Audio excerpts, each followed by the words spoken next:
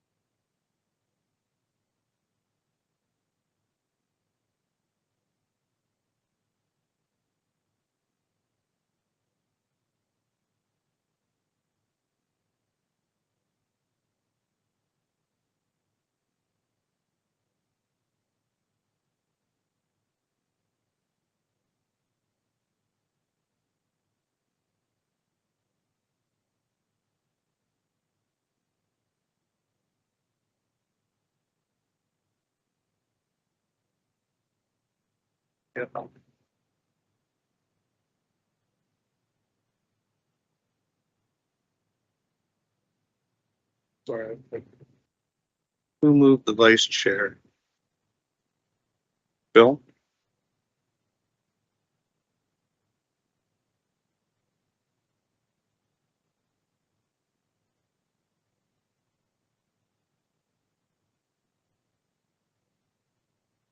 Once for the chair.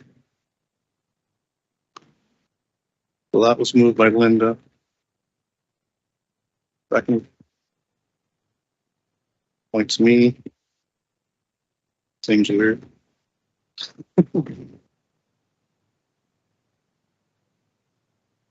Carried.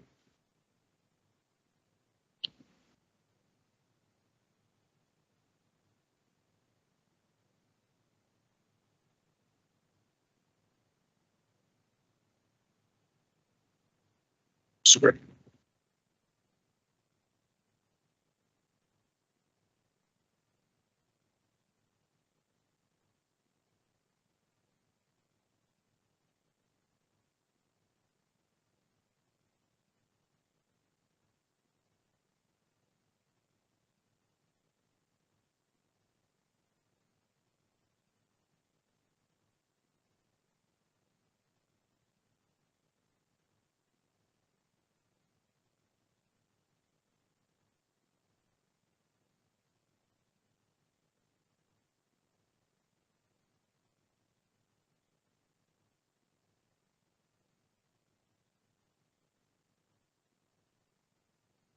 I know.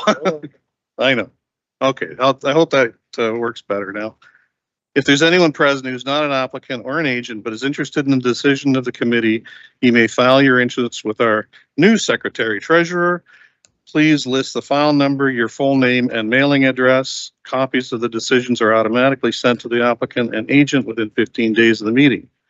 In order to be kept advised of a possible appeal to the local planning appeal tribunal, you must request that you be sent a copy of the committee's decision on the application. The decisions are final if there are no appeals 20 days after the committee's decision.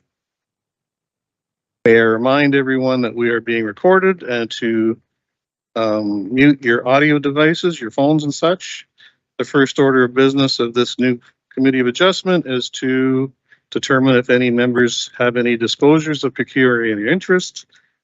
When considering any of the applications that we will be dealing with today, are there any disclosures of interest? Linda?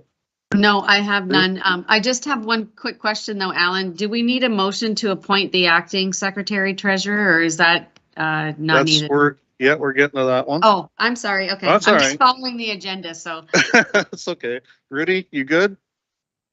I'm good. Thank you. Okay, Mr. Chairman. thank you. So, all of the members have received the minutes to the previous meeting. Are there any errors or omissions? If not, I have a resolution before me, moved by and seconded by. Moved by Linda to accept the minutes.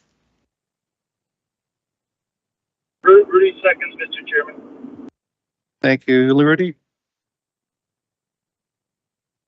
All those in favor? Rudy? Yes. Linda?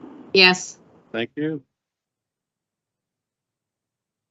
So now I also have another resolution in front of me that it resolved that this committee hereby appoints to the Committee of Adjustment Jody Pfaff-Scheimus. I hope I have your name right, Jody, as acting secretary treasurer for the period commencing March the 15th and ending December the 31st, 2026. And number 2, to appoint Annette Helmig as acting secretary treasurer for the period commencing March 15th and 2023 and ending December 31st, 2026. Can I get a mover and a seconder, please? I'll move that. Alan. Tim moves. I'll second. Linda seconds. All those in favor? Linda? Yes. Rudy? Yes. Thank you. That's done. Okay, so now we can move on to the regular business. Our first application to be considered is where are we here? Much stuff going on. So our first application is file number BNPL 2023023 in the name of Rowe, I believe is the applicant, for 199 Wellington Street in Waterford, and the planner can give the report, please.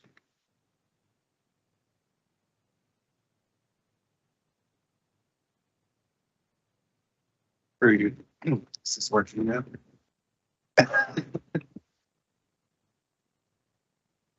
Hello? Okay. An application has been received to sever a parcel of land having a frontage of 18.84 meters, a width of 18.84 meters, a depth of 17.94 meters, and having an area of 327 square meters, and retain a 427 square meter parcel as the severance of a residential building lot in the urban area of Waterford. This application is being reviewed concurrently with a minor variance application, which is part 5.2 after this, to address the zoning deficiencies resulting from the proposed severance and future single detached dwelling. The subject lands are located at 199 Wellington Street, a corner plot which is on the east side of Wellington Street at the corner of Wellington and Hall Street in Waterford. The lot is zoned R1A. The area of the subject lands is approximately 754 square meters, with approximately 18 meters of frontage on Wellington Street and approximately 42 meters facing Hall Street. There is an existing dwelling on the site with a current front yard setback of 2.39 meters. The subject applications BNPL 2019306 and ANPL 2019304 were previously approved at the December 18th, 2019 Committee of Adjustment, however lapsed due to conditions being unfulfilled. Due to the files lapsing, the subject application is required to be submitted to the Planning Department as a new application under these new file numbers. I would like to note that whilst the previous files were approved, the retained lands were made further deficient by the approved severance. At that time, no minor variance was required for the retained lands, only for the severed lands. In the recommended conditions, in attachment 1, a further condition has been added which would make the grant or approval of this severance conditional on the submission and approval of a minor variance application for the retained lands. Regardless, the application is considered consistent with the Provincial Policy Statement 2020 and conforms to the Norfolk County Official Plan and zoning bylaws. Planning staff support this application and recommend it be approved subject to the attached conditions.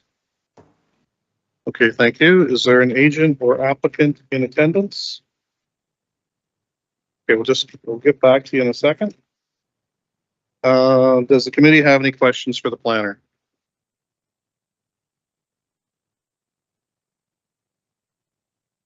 Okay, you're up. Push, just push to talk.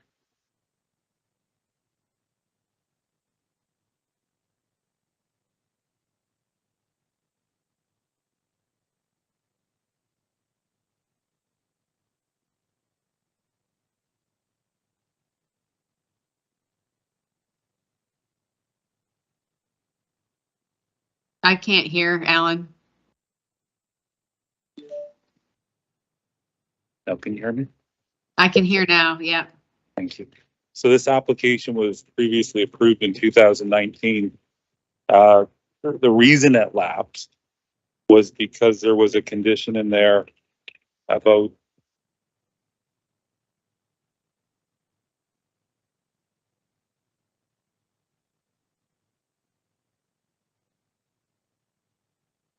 okay. All right, so there was a condition in the prior application about putting sanitary services in place for the severed parcel. And there was, at the 2019 meeting, there was a lot of conversation about how to address that. And the notes or the conditions of approval have that there was a holding provision put on the property. And when we got close to satisfying the conditions, there was no resolution with the planning department at the time how to deal with that holding provision. So we were in a position where we couldn't satisfy the condition. So it lapsed, and then Norfolk County allowed us to put in a new application based on the fact that there was no resolution and no sufficient explanation in that condition how to satisfy. So the issue, are you Mr. Wallace? All right, sorry. So you had emailed me a week and a bit ago about the minor variance issue, and my recommendation now is that I mean, the committee has the discretion to address that, to actually place that in this severance approval as part of the relief sought, rather than have to go back to the drawing board again and do another minor variance application. Considering also we had the new application approved by planning before we submitted it because of the previous issues.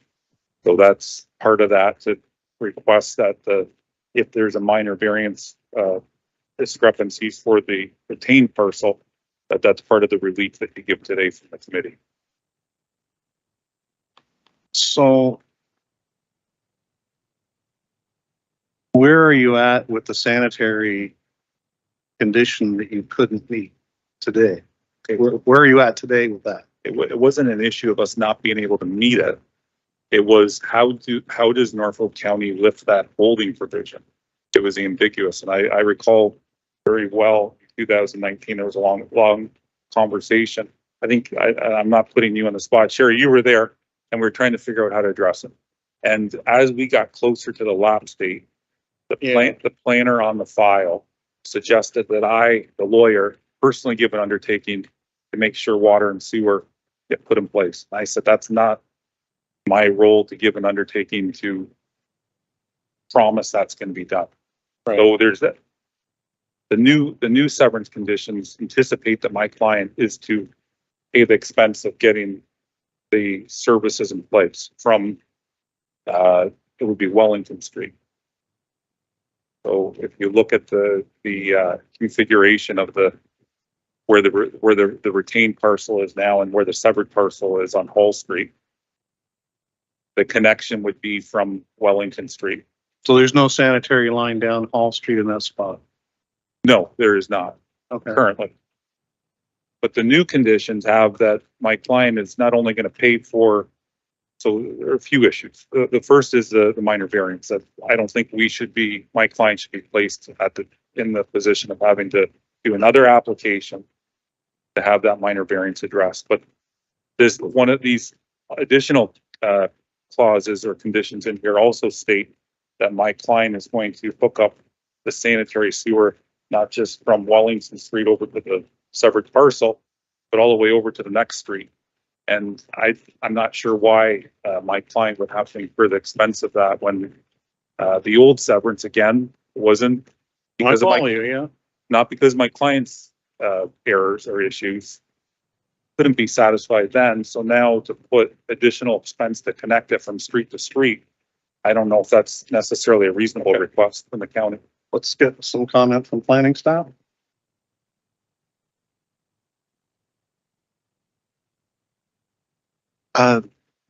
As far as the dealing with the minor variance for the retained lands.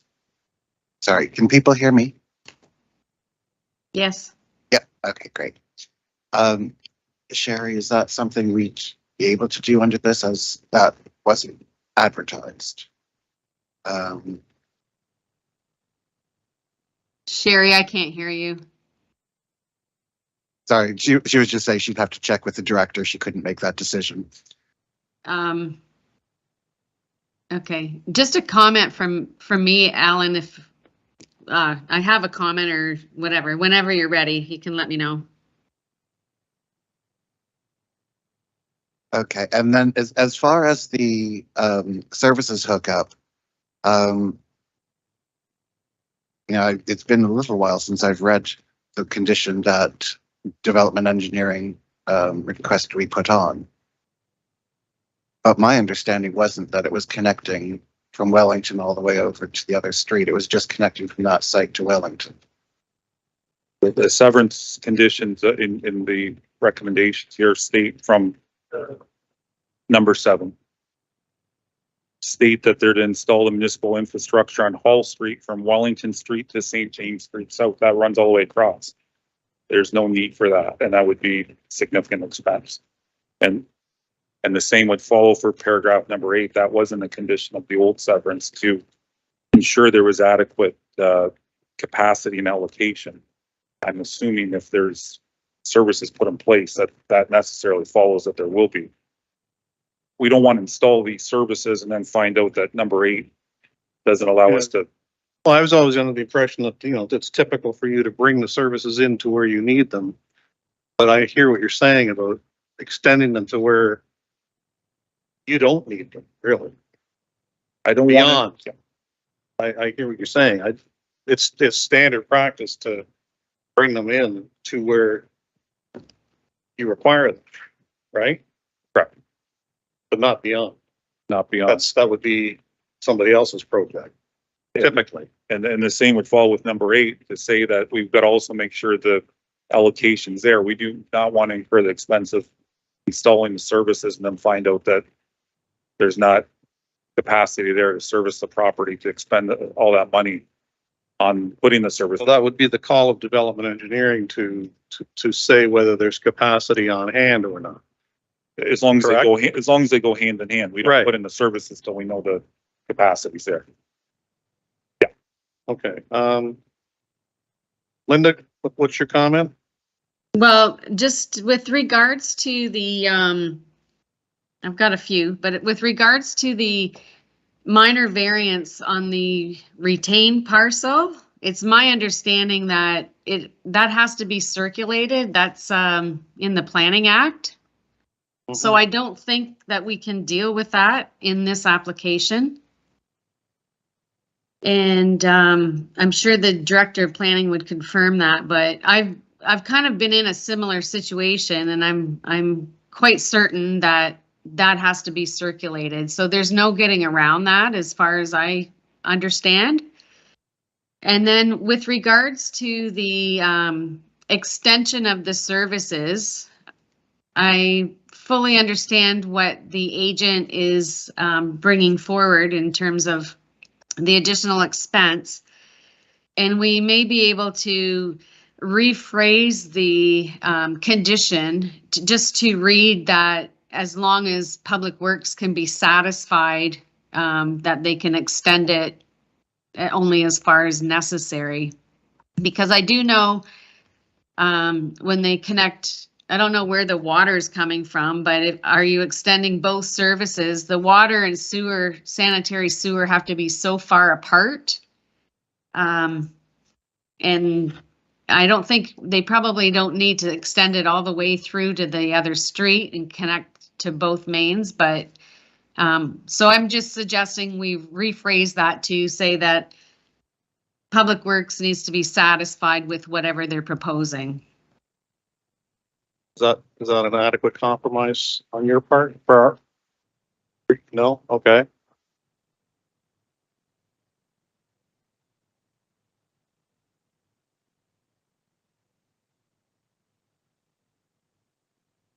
Well, yeah.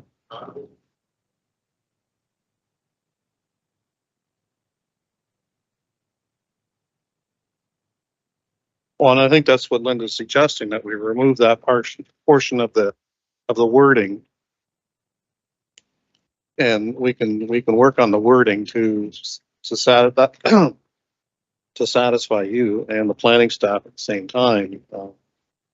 I think there's a couple of issues here on this application that aren't quite clear enough for us to maybe make a decision on today, and maybe we should look at deferring it to another meeting. Would that be agreeable to you? I can't hear the agent, Alan. Sorry, Linda, go ahead. He needs to turn his mic on when he's speaking. I can't hear him. Oh, he can't. Yeah, she can't hear you. Okay, my apologies. All right, I'd like to try to work through these issues today rather than defer it, and if we can't, then we'll defer it. Okay. So there are three issues. The first, we'll get back to the minor variance in a minute. Okay, the first one being that the sanitary, where are you bringing the water in from? Is it coming in from the same? From Wellington Street. Okay, so the sanitary and the water from Wellington Street to your retained.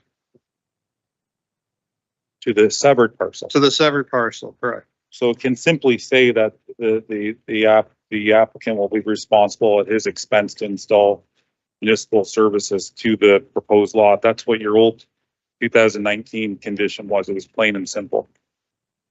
Okay. Not extending from street to street, not even referencing the streets, just that he is responsible to install municipal services to the severed parcel, period. Okay. So that's an easy resolution of that issue. Paragraph or condition 8, I'm suggesting get removed about capacity, because we're not going to get approval to put in the municipal services if the capacity is not there. I don't want any. Well, I think we'd leave it in, but we'd have to, we would get an assurance from development engineering that the capacity is in place before the work starts. But I don't know if it's necessary to be in there, is what I'm suggesting. It wasn't in 2019. Okay. So it's just adding some A little bit of red tape. It's not. Yeah. Really. So I don't want the red tape because of what he went through in the last few years. Okay. And thirdly was the minor variance. Yeah, so the Planning Act was amended, as you may or may not know, in January of this year. It's hard to keep up. Yeah. but there are some remedial measures that were taken to make it a little bit more user friendly. And one of those was that we are allowed to amend the application right up until the decision is made. So I'm making that suggestion now. It's there in place. So we don't need to go back to the drawing board. We don't need to defer the meeting. It's the discretion of the committee to make that decision. Okay, can I get a comment from planning staff, please?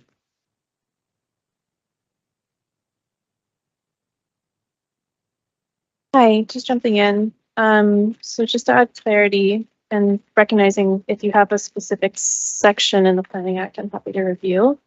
So yes, you're correct. You can amend the application up until the committee, and you'll see in this meeting that we have examples of that.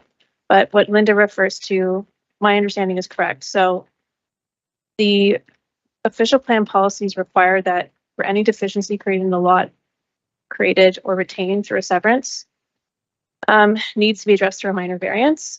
And then your public notice summary requirements through the Planning Act. We have to notify the public if a minor variance application is being put forward. So we can amend existing applications, but the addition or creation of one without properly notifying the public could constitute an issue to the Planning Act. So that's my understanding. Thank you. Okay, Comment? this is not creating a new application. To be clear, this is just an amendment to the existing application pertaining to this property. We're not talking about a new subject matter. We're talking about dividing a property that already exists into two pieces. We don't require another application. If we would have required the relief in the first place, that would have been included in the application, which was pre-approved by planning. Okay. So I only became aware of this and nothing against Mr. Wallace introduced on February 23rd. You had sent the email and I thought it more appropriate to talk about it right now than rather than exchange emails. That's why I'm bringing it up now. That it's appropriate to deal with it today. There's no need to recirculate it or defer the application.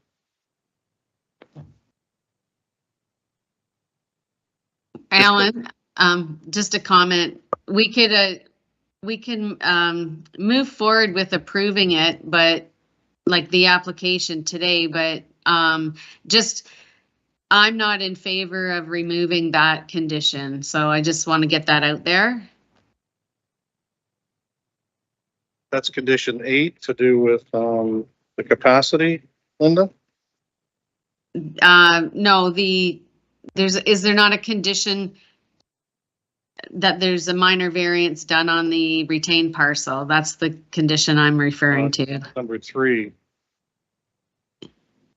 Yeah.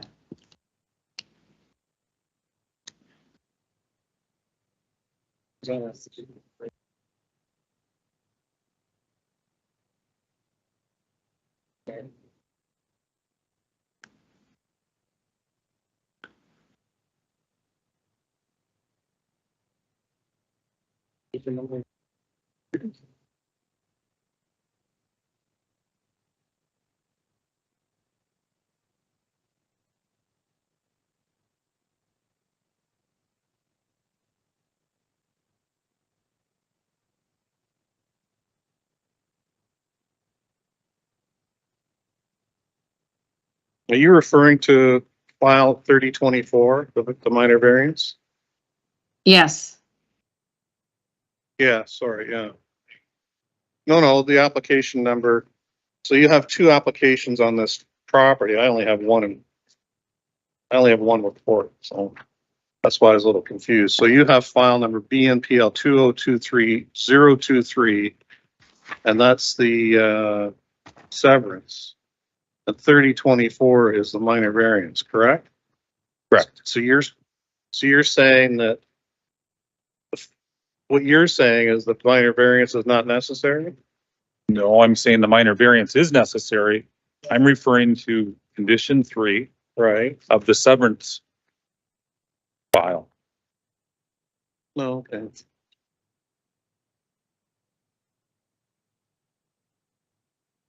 Okay, all right. So section Number 3 on one page is a different number 3 over on this page. correct. Yeah. So that's throws me off a little bit. So section 53.4.2.1 of the Planning Act, and this was put in place to allow for flexibility in the applications. An application may be amended by the applicant at any time before the council or the minister gives or refuses to give a consent. So anytime. I'm asking for it right now. It doesn't have to be in writing. It doesn't have to result in the recirculation of the application. I disagree with that interpretation. It's something that the committee has discretion to make the decision. It's a minor change to what's here, and I'm suggesting that it. Okay, just a second. Yep. I think if we were dealing with the repositioning, say, of proposed dwelling on the severed site, and we were creating maybe one more deficiency, or the deficiency numbers were changing, that would be considered a reasonable amendment to make at a stage like this. A minor variance, if we're trying to include the retained lands, none of which were part of the original advert as far as their deficiencies were concerned, in my mind would constitute a new application, not just part of this one. It's not an amendment to this application. An amendment to the minor variance application as submitted would be, as I say, changing the position of the driveway or moving the house slightly so that it created deficiencies that maybe weren't exactly as advertised, but within the realm of what was already advertised and circulated. And we didn't advertise or circulate any of the deficiencies for the retained lot because that wasn't part of the application. So is that your interpretation of this legislation, or is that just your opinion? Well, it would be my interpretation of that legislation, which it would be my opinion since it's legislation and not law. So, Well, legislation is law. Yeah. So, all right. I mean, I guess we have to make a decision if it's something that will not result in an additional application, because that's not necessarily fair to my client to have to incur additional expense when this was already pre-approved. I would be willing to a deferral by 1 month as long as it gets circulated, revised, circulated, and then heard again next month. No, I think the schedule's probably already, the calendar's already set for next month, so it might be 2 months out. I think that's probably the way to go, though, is to defer both these applications and bring them back all together. But everything's a little more clear. But this is a dilemma with this. My understanding is that there's road work going to be started soon in that area. Okay, well, I thought that I didn't know. So if my client has to dig up the road because of this, that's unfortunate because of the fact that it's not at all his responsibility what's happened. So who's doing the road work? The county? Correct. Okay. Go ahead, Sorry, Linda. I'm just gonna jump in. So what road is the county doing the road work on? Do you know? I'm looking at just the planning report. The development engineering comments.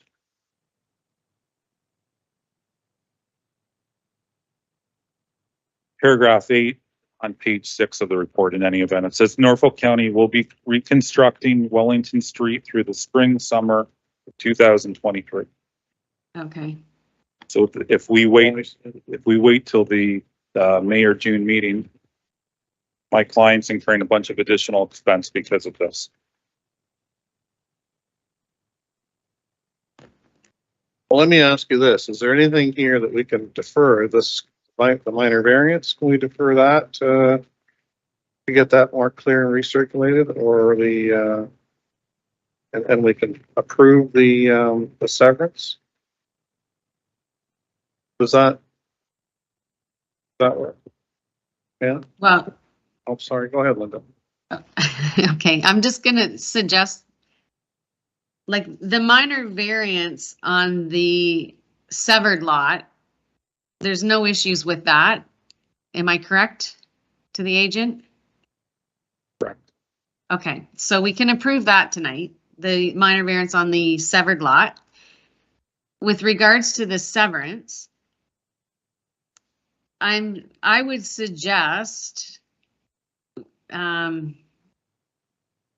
maybe we've rephrased then those conditions to allow flexibility. So the condition of the minor variance, we could add if deemed necessary, and we'll let the agent hash that out with the director of planning or whoever wants to make that decision, but we can say if deemed necessary. Will that satisfy that? To the agent? That will not satisfy that because I know what the answer is going to be when I have that conversation. Well, If as I far could, as the could Mr. Wallace advise of what the minor variance, so we can have some perspective, what we're wrestling over for the retained parcel? Yes, I can briefly. Um, the existing site is already deficient, but legally non-conforming. So with the severed land, this is making the retained lands even more deficient in terms of their area, as a corner plot should be 560 square meters, and it's only going to be 400 and something. Its front setback is under the 6 meters. Its side setback is under the requirements. So again, there's a level of it being legally non-compliant in certain respects, but because of the severance, we're worsening the situation, especially with the lot area. That the lot area is the big one. The others are all what would be considered legally non-compliant because they've been like that since well before the bylaws came in. But it is we're reducing an already, well, an almost deficient. We're reducing a site which currently is acceptable in its size. It's over 560 for a corner lot. And we're now going to make it deficient because of this severance. And it's an acceptable issue, but we've not addressed it with a minor variance. And it's not addressed within the submitted minor variance. Keeping in mind though that we weren't aware of this till end of February. So we would have addressed it, given that we were already for this committee once. And then we're back at the committee again. So I'm strongly recommending that the committee consider my interpretation of the Planning Act. And you've already approved this once. Keep that in mind. It's not something new application. This has already been approved. Because Tim, go ahead. My question is, are we legally bound to do another minor variant? Or can we?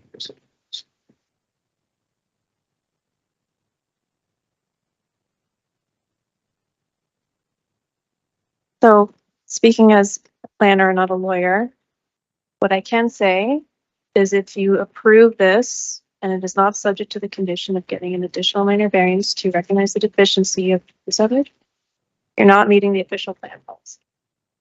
So you're creating a deficiency in the zoning bylaw. So that's the key issue there. It's creating a deficient lot.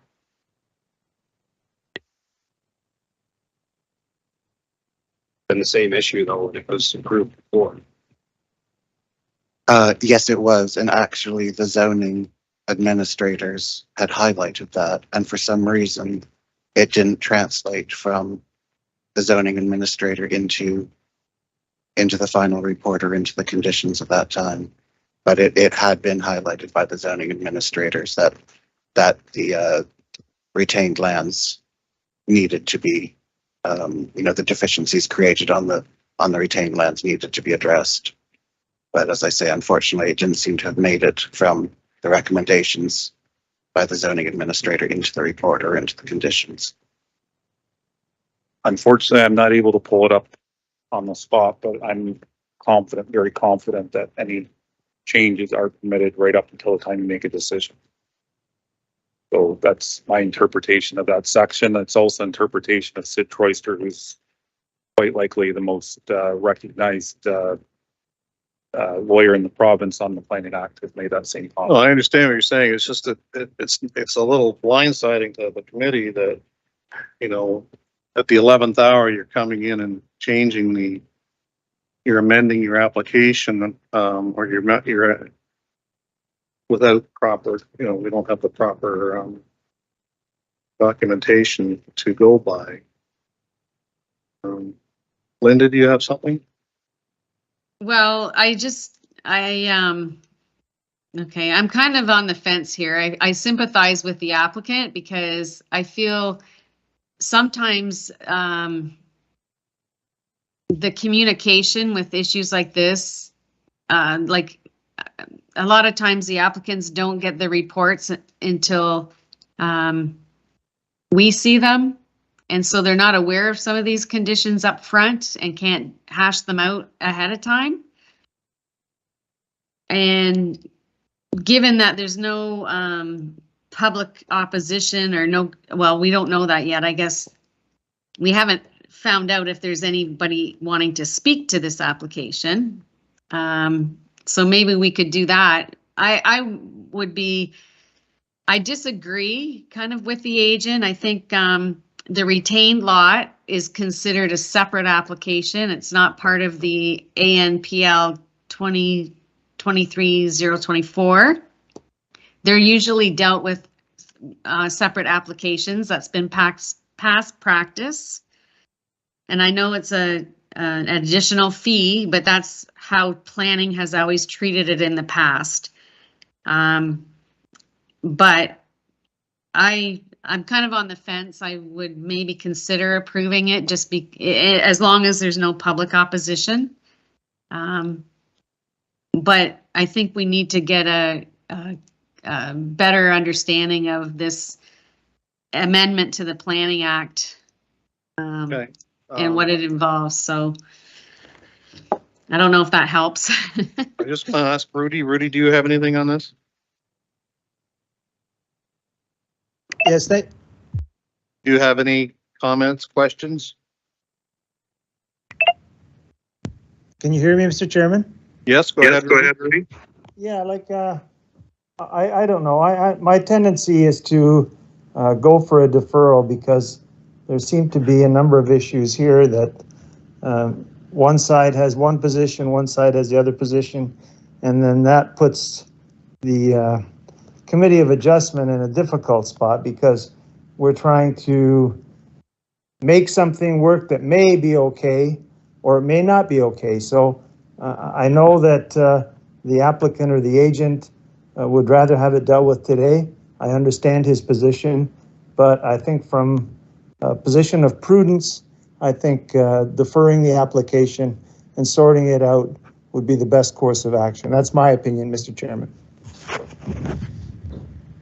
Thank you, Rudy. I think we'll just go to the public and see if they have any comments or questions.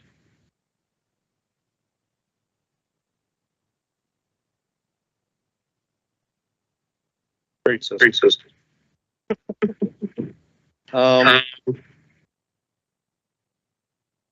Is there any member of the public, either online or in the house, that wishes to speak to this application?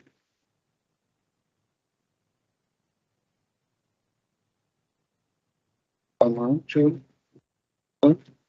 Doesn't appear that there is. I think we've hashed it out pretty good up until now. I'm just going to ask the committee what their wishes are.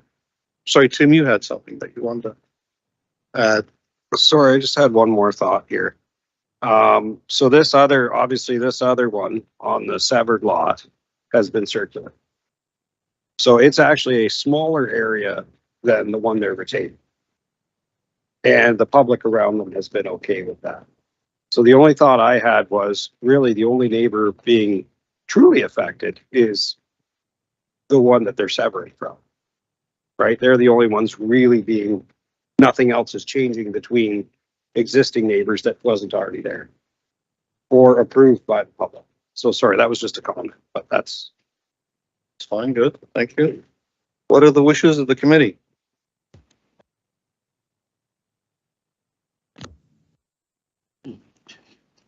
Well, I would be willing to make a motion to approve the severance with amending the condition to read condition number 3, was it, Sherry? That a minor variance be completed for the retained lot if deemed necessary. Now, the agent doesn't like that, but that's my motion. Okay.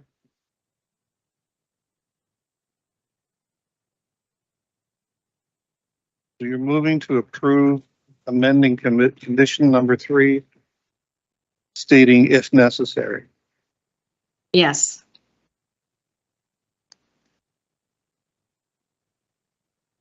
Okay, can I get a seconder on that motion?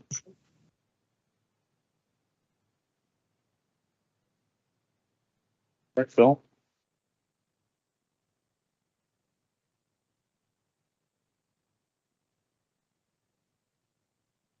All in favor? Linda?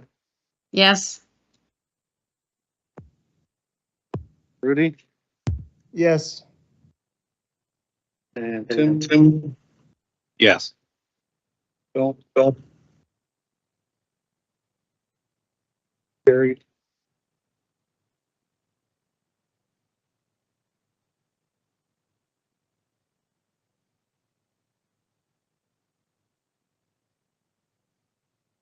So as far as the minor variance goes, file 3024.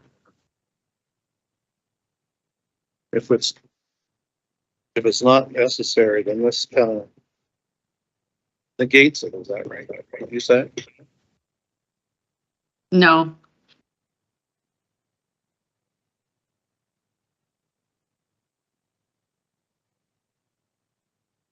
Okay,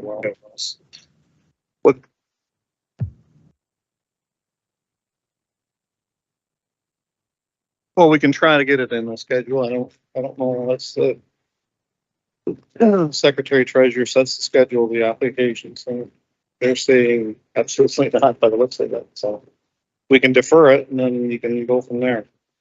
That's what you want. So Sorry, can I just jump in, Alan?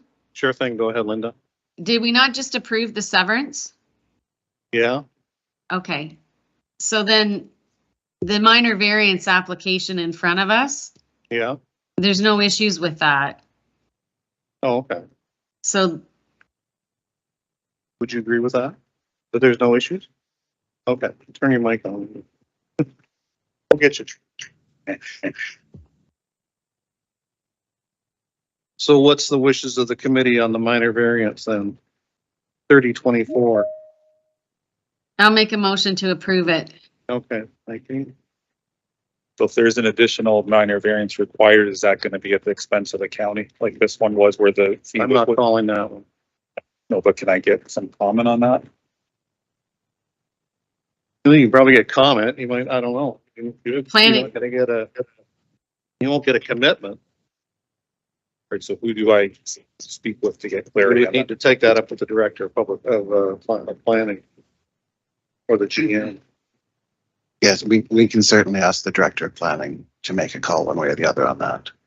I mean, we can't at our level make that call, but we can certainly speak to Tricia when she's back to. It taken into consideration that we would have had that in the original. Exactly. Yep. Okay. Can I get a seconder? Tim? So let's go back and do this properly. File number AMPL 2023-024. The name is Stephanie Chapman, Junior Row, 199 Wellington Street, Waterford. The application is in accordance with section 45(1) of the Planning Act, and the requested severance and relief is considered appropriate for the proposed development, minor nature, and maintains the general intent of the Norfolk County official plan and the zone. All those in favor, Tim? And Yes. Rudy? Yes. Thank you. And Bill? And Linda? Yes. And that is carried. So are you gonna make the revision to that? The severance, sorry, the municipal services? But doesn't make reference as in the wording, or is that gonna get amended later? Yeah, that should have been that. Well, you'll have to. We can amend that. Pardon? We can amend that to take it to to your severed parcel, right? Correct. And not beyond. Not beyond. Right. 'Cause you don't need them. Today you don't need them. Yeah, No, it's from the board. can you amend that? Yeah. Sorry? Yeah. So we've already decided, and we didn't put that in. Okay, but I requested that, so.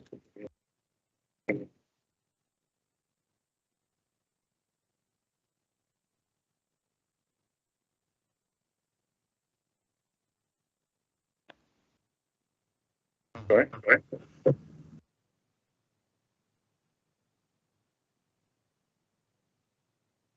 Okay.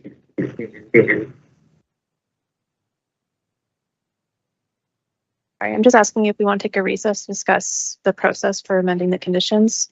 Look at Robert's rules, maybe call on the clerk. Yep. Take a recess. That would be a good idea because you do want to amend that. Okay, great. Thank you. Okay,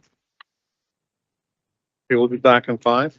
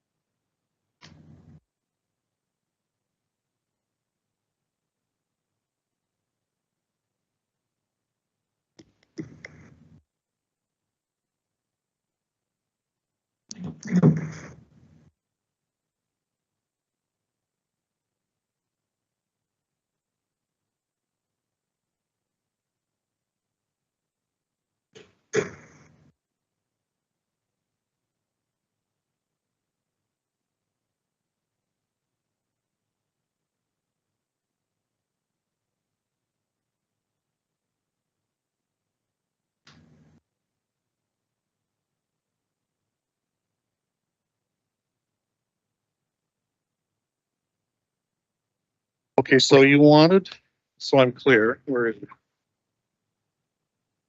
That was condition number 7, right? I'm gonna ask the committee for a new motion with condition number 7 amended to show the services being brought to your lot line and not beyond. Does that make sense? Committee? Suggesting that it simply read the applicant agrees to install the municipal service as required to the proposed lot, period. Okay, that was condition 7, right? Your numbering is different than the report I received. But that is, Municipal service of severed lot must be provided from Hall Street. The applicant will be solely responsible for all costs to install the services from on Hall from Wellington to St. James. So we would scratch St. James and add in your wording. could scratch out that whole paragraph. I'm not doing that. Okay. To where? I would suggest across the lot line, Alan. Of Sorry, the Linda, severed go ahead. lot. I would suggest they extend the services across the lot line, lot line of the severed lot. Onto the separate lot. Okay. So would you agree to that? That's fine. So condition 7. On Hall Street from Wellington to, I'm scratching out St. James. And I'm adding to the severed lot line. Right? Correct.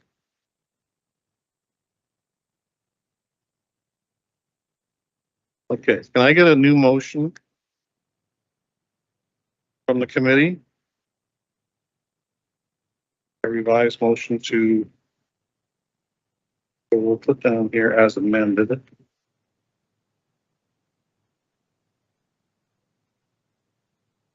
A mover, I'll move that.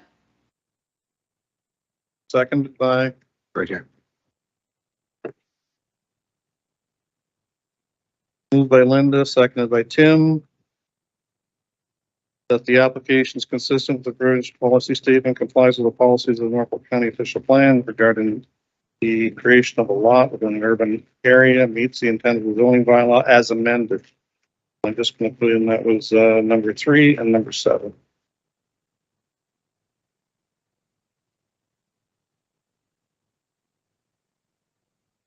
All in favor? Tim? Rudy? Yes. Bill? Linda? Yes. Myself? That's still carried. Thank you. We accomplished everything we needed to do Not sure about that. in a record time of an hour or so. Okay, next up. 2298. Okay. So I'm on the same page. So file number ANPL 2022-298, the name of Bradley and Leslie Lasby. And can the planner give the report, please? Thank you. Through the chair, an application has been received to construct a new accessory residential dwelling unit, otherwise known as an ADU, requiring relief of 1.81 meters to the maximum height of 6 meters to permit a height of 7.81 meters and 70.48 square meters from maximum usable floor area of an accessory building of 100 square meters to permit a total usable floor area of 170.28 square meters. So just for context, this application was received and deemed complete by staff prior to the amended Norfolk County zoning bylaw policies, specifically 25-Z-2022 pertaining to ADUs coming into force and effect on November the 9th, 2022. This application was heard at the December 12th, 2022 Committee of Adjustment meeting, wherein a motion for deferral was passed because the distance of the primary dwelling and proposed ADU was not identified. So an amended concept plan has been submitted demonstrating that this provision regarding setback distances between the ADU and the primary dwelling has been met. So that's why the proposal is exactly the same. We were just working on some conformity with the applicant. Just to note for transparency, the applicant also noted a mapping error in the notice to the public. So this was due to staff error, which used the original mapping, but the revised mapping, which represents the current proposal, is featured on the reports that you're seeing and the presentation slides that are available to the public. So just noting that error. With that said, the property is designated hamlet and zoned hamlet residential. Staff evaluated the subject application through the 4 tests, recognizing existing site context and the applicability of the previous zoning bylaw, and find it meets those 4 tests. As such, today I'm recommending this application for approval and I'm available for any questions. Thank you. Thank you. Is there an applicant or agent either in attendance or online? Yes, I'm here, Leslie Hennessy Lasby. Okay, just a second. We'll get back to you. Does the committee have any comments or questions to the planning staff? Hearing none, does the agent or applicant have anything to add? Not at this time. Okay, what are the wishes? Oh, is there anyone that wishes to speak presently or online that wishes to speak to this application? Seeing none, what are the wishes of the committee? Rudy moves approval, Mr. Chairman. Thank you, Rudy. And a seconder, please, Tim. So file number AMPL 2022-298, the name of Bradley and Leslie Lasby. In accordance with section 45(1) of the Planning Act, the requested relief is considered appropriate for the proposed development, minor in nature, and maintains the general intent of the official plan and the zoning bylaw. All those in favor, Tim? Yes. And Rudy? Yes. Bill? And Linda? Yes. Myself? That is carried. That was nice and easy. So file number AMPL 2022295, in the name of Teresa Livingston, and the planner can give the report, please. Thank you. Through the chair, an application has been received to reconstruct an existing vacation home requiring relief of 13% from the maximum permitted lot coverage of 15% to permit a coverage of 28%, 3.72 meters from the minimum rear yard setback of 9 meters to permit a decreased rear yard setback of 5.28 meters, 5.96 meters from the minimum front yard setback of 6 meters to permit a decreased front yard setback of 1.04 meters, and 1.77 meters from the maximum height of a vacation home of 9.1 meters to permit a height of 10.87 meters. The application also proposes to construct a 6 by 4 meter accessory structure requiring relief from section 3.2.1 subsection B, which does not currently permit accessory structures to occupy any part of the front yard in order to permit an accessory structure wholly within the front yard. So for context, this application was first presented at the November 16th, 2022 Committee of Adjustment meeting. Comments received by zoning department staff noted there may be a discrepancy with the lot coverage calculations and that the detached garage proposed to be attached to the vacation dwelling encroaches onto Ordinance Avenue, and that the front yard setback must be now made from the attached garage to the front lot line. The planning report at that time recommended refusal, and a motion to defer the application was passed. So what has changed since then? The application has been amended, which has resulted in an increased amount of relief requested for lot coverage for the vacation dwelling, and the proposal for an additional detached garage. And a comment from the zoning administrator found that the front yard setback concern for the attached garage has been satisfied, recognizing that it's a legal non-complying structure, so that issue has been resolved. The property is designated resort residential. It's within the Lakeshore Special Policy Area Secondary Plan, and it's zoned resort residential. As the lands are under the Long Point Region Conservation Authority's regulatory boundaries, they submitted a comment included in Attachment 1. It notes that the application is inconsistent with the PPS as it pertains to safe access. And my report shows like a line of where that erosion hazard is. However, the board of directors of the LPRCA passed a motion in July of 2017 that deems the requirement for safe access has been satisfied. So we recognize that that acknowledgement, that difference. A comment was received by 2 members of the public during the notification periods for both the November 16th, 2022 meeting, which is in attachment 2, and this March 15th, 2023 meeting in attachment 3. Comments ranged from questions regarding clarification on the zoning bylaw provisions, requirements and permitting, justification for the size of the cottage, shadowing due to height, questions on the built form and design, which in my opinion extend beyond the scope of this minor variance application. Some concerns regarding environmental health, impact to the hydro easements and on property values, and the nature of the use, specifically whether it be used for short-term rentals or cottages. So when this application was considered previously, my colleague wrote the report recommending refusal. So for the sake of brevity, on the whole, I would say that my professional opinion is consistent with his previous report, which the committee has considered already. As outlined in my report, while I'm less concerned with the front and rear setbacks of my colleague, I do maintain that the proposed height and lot coverage does not pass the 4 tests or meet the intent of the zoning or official plan policy. Is minor appropriate, and then recognizing that there are similar concerns identified from a neighbor. Today, I'm maintaining the original recommendation for refusal for the committee's consideration. With that, I'm available for any questions. Thank you. Okay, thank you. Is there an agent or applicant in attendance? Okay, we'll get back to you in a second. Does the committee have any questions for the planner?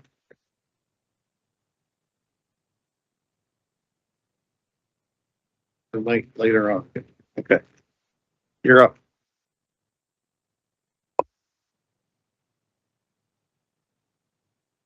Your mic on, please?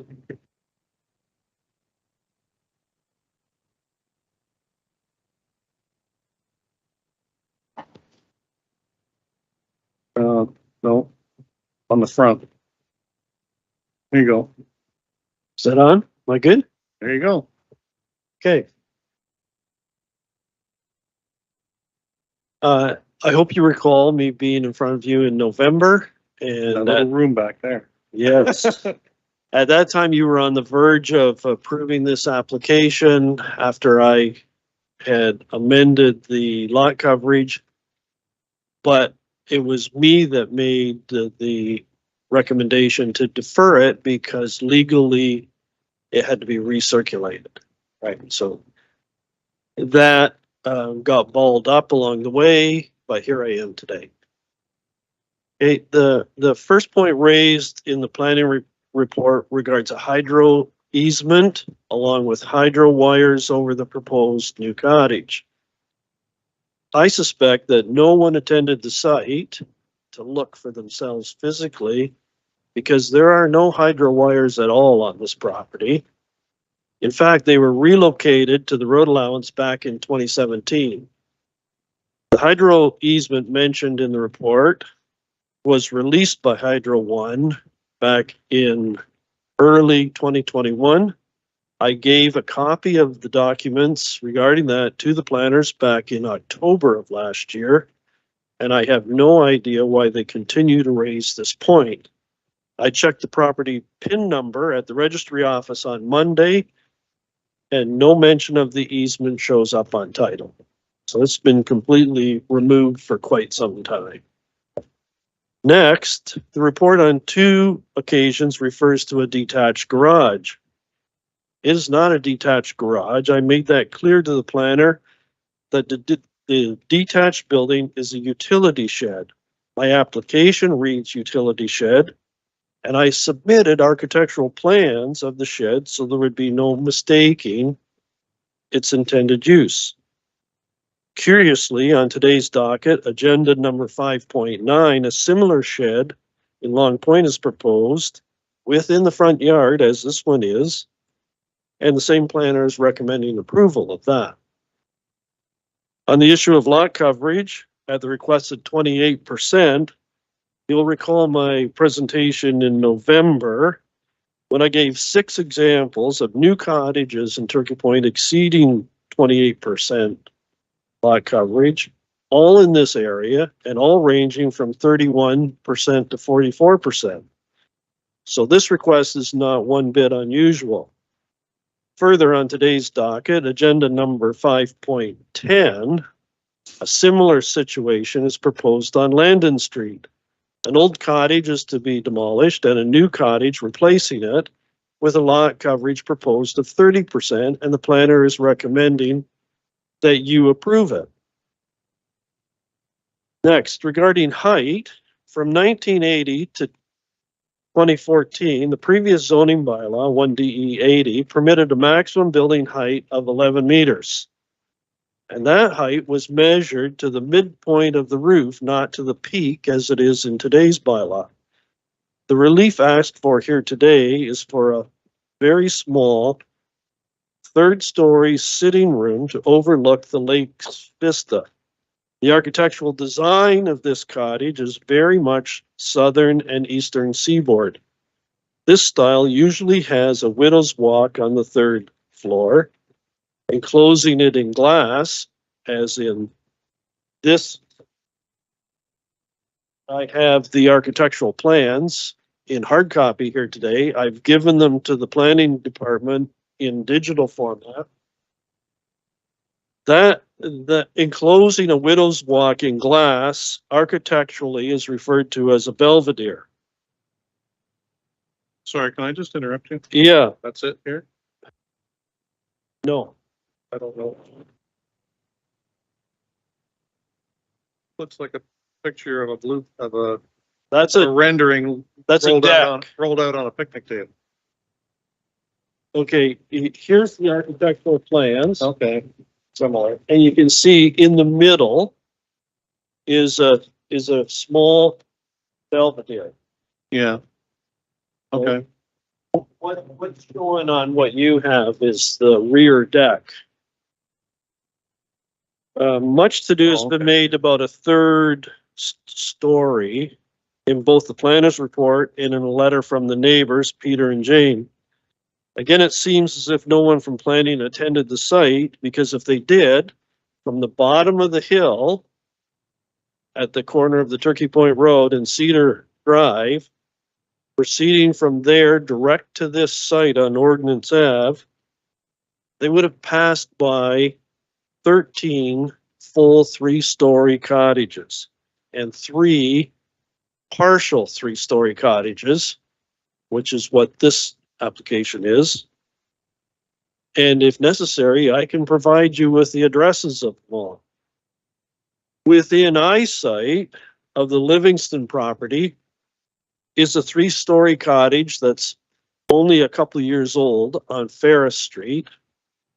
And 4 doors down, how that could be missed, I don't know, but 4 doors down on Ordnance Ave at number 10 is a 3-story cottage owned by Tommy Bowen.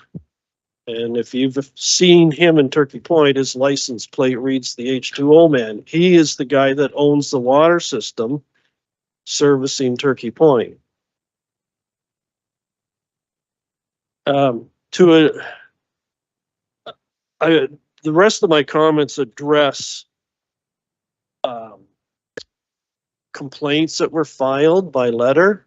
And if you'd like me to go through those now, I can, or if you allow me to a rebuttal time at the end, I'll deal with that. I think what we'll do is we'll allow the public To speak? comment, and then we can, And then you'll give me a rebuttal time? absolutely. Okay, so I think I've established my point so far that there is nothing untoward about this, and it definitely meets all 4 tests required in the Planning Act. Okay. So I'll defer. So in the meantime, why don't we open it up to the committee to see if they have any questions of you? Sure. Committee? Tim, go ahead. Yes, I have a question. So looking on your plan here, I see a patio that is not on the property. So my only concern is, and I walked the property, I actually drove down there and went and had a look. Okay. So my concern is Yep. the fact that you're taking up more lot space, but on the other hand, you're building patios on the beach.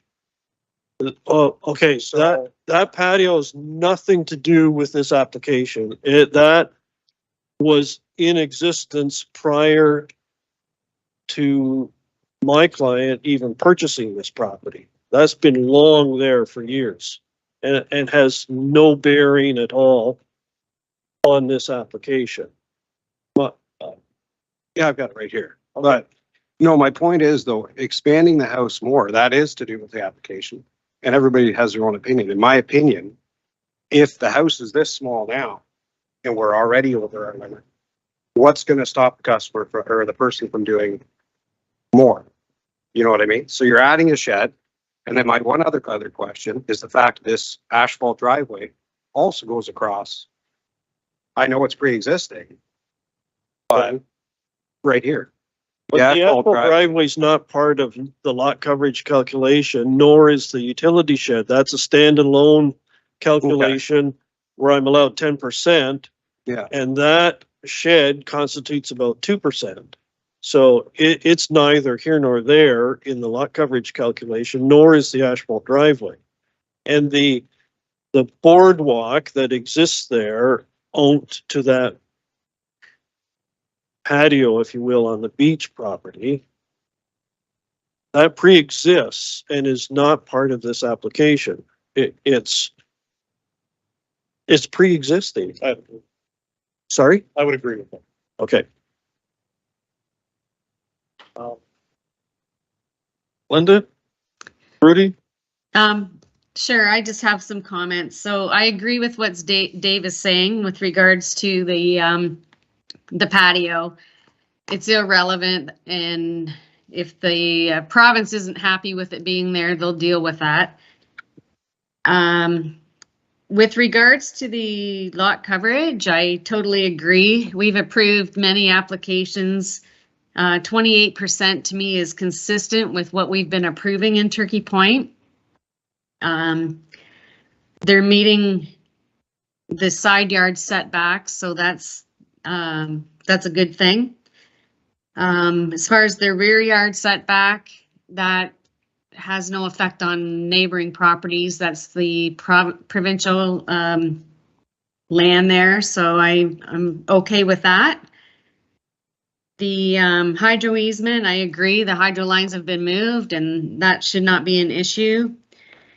The only thing I have, and I agree with Dave, I know that for the last, I don't know, we dealt with the height issue on an application not that long ago. It was either December or January. And I know for the last like 30 years, the height was 11 meters. And then when the Norfolk County consolidated the zoning bylaw, they reduced it to 9.1. And on the application that we dealt with back in, was either January or December meeting, we reduced it, their request from 11 meters to 10 meters. So as far as the utility shed, if it's in the front yard, that's consistent with many properties in Long Point and Turkey Point along the beach. So I'm okay with pretty much everything in the application. The only thing that I would maybe consider amending would be the height, just to be consistent with what we did in the previous application that was back in December or January. Can I That's just my respond to that? comments. Just before you do, yeah, we've approved a number of applications in both Turkey Point and Long Point at 10 meters. But Okay, the application you're referring to, Linda, was for a full story. I'm only asking for just a one room. This is just a partial story, a rather small and somewhat insignificant but important to the applicant so that they have a better view of the lake. In no way at all is this a full third story. So I'm marginally over 10 meters. Yeah. I hear what you're saying, Dave, but I've seen the concept drawing. However, if we approve the 11 meters, it doesn't change the fact that the applicant could change the whole design and, it doesn't hold them to the current design that you're throwing forward. I'm not suggesting that they would do that. I'm just saying it would. But you are, that's really not playing fair. This design is, right now it's set in stone and they're ready to start to build. You're making a suggestion that isn't really palatable to me, that you're suggesting there could be something nefarious here, but there is not. I'm being straight up with you, and this is exactly what the applicant is proposing to build. And if you approve it, this is exactly what he's going to approve or build. Yeah, I believe you. I'm not suggesting that that's going to change. I'm just saying. Okay, if somehow that worries you, you could put some wording in the approval that exception to height applies strictly to this Belvedere. Okay, we'll keep that in mind. Those are my comments anyways. We'll keep the meeting moving forward. Thank you. okay, thank you, Linda. Rudy, anything?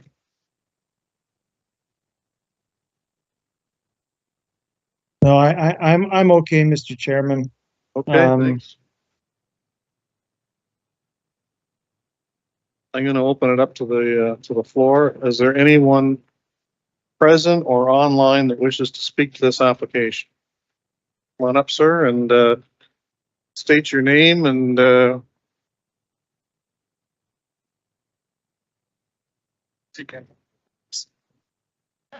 Is it on?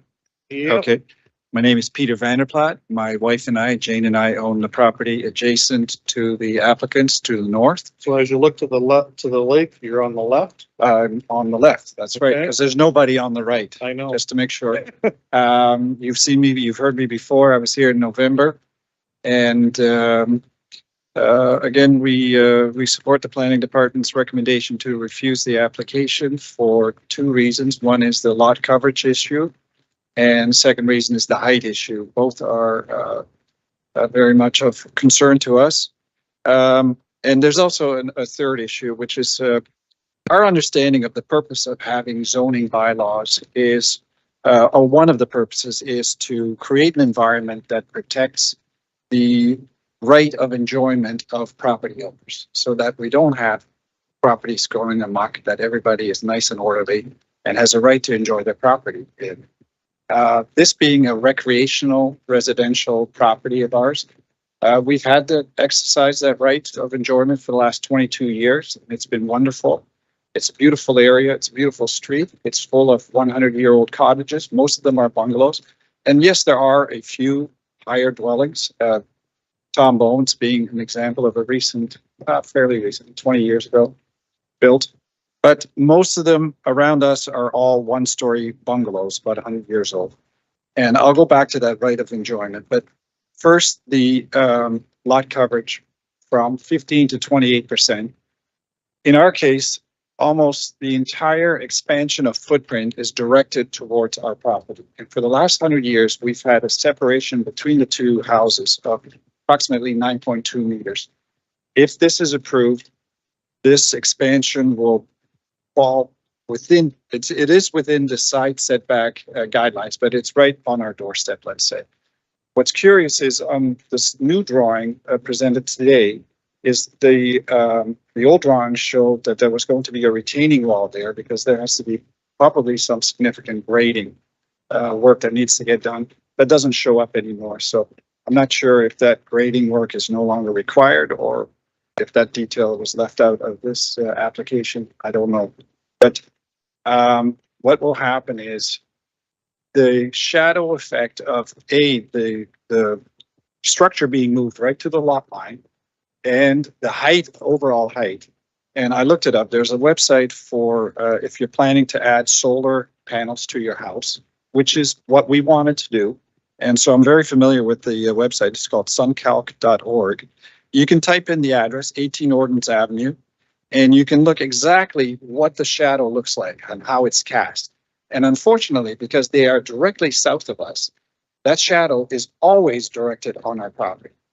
And in the winter solstice, that shadow, if this is going ahead, if this will go ahead as requested, is 27 meters long. Now, our lot is 88 feet. That's approximately our entire lot. So we will live in semi-permanent shadow because of this 3-story structure. And to us, that is no longer a right of enjoyment if we have to live in the shadow of a 3-story tower next door. Second part is, well, the height. The height is excessive. There is a bylaw. There's a reason for that bylaw. Why do we need to break the bylaw just to have a structure?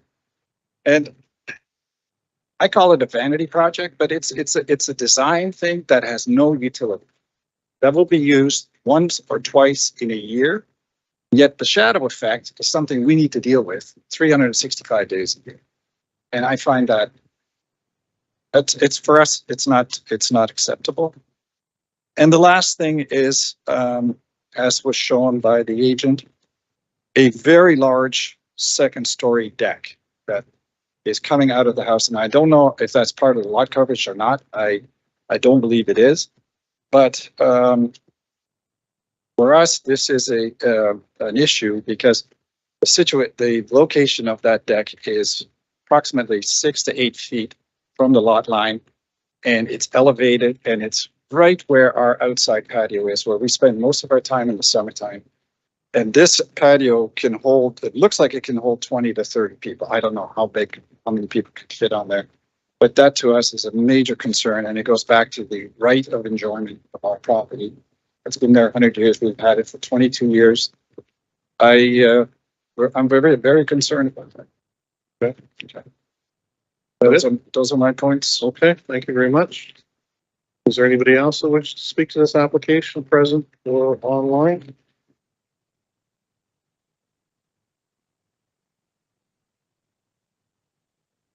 No? Anybody? Okay. Dave?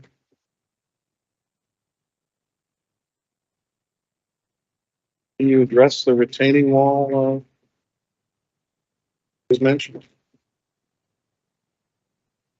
I can't, quite frankly, because I didn't prepare that mapping. The county did that. Okay. So why Was there a why retaining wall? it shows or doesn't show, I have no idea. That there will be the necessity for some bit of armor stone because the lot is being raised to the minimum elevation because there is no basement, nor is there a crawl space.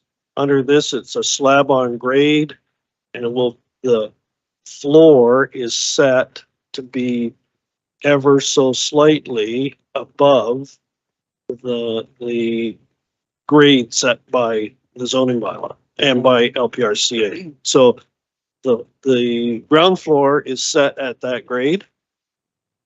So there will have to be a minor amount of grading done, but nothing like the neighbors worried about. But there's always, a lot grading, There's a lot grading plan and there's a plan lot for the grading. building permit, so the building permit stage anyways.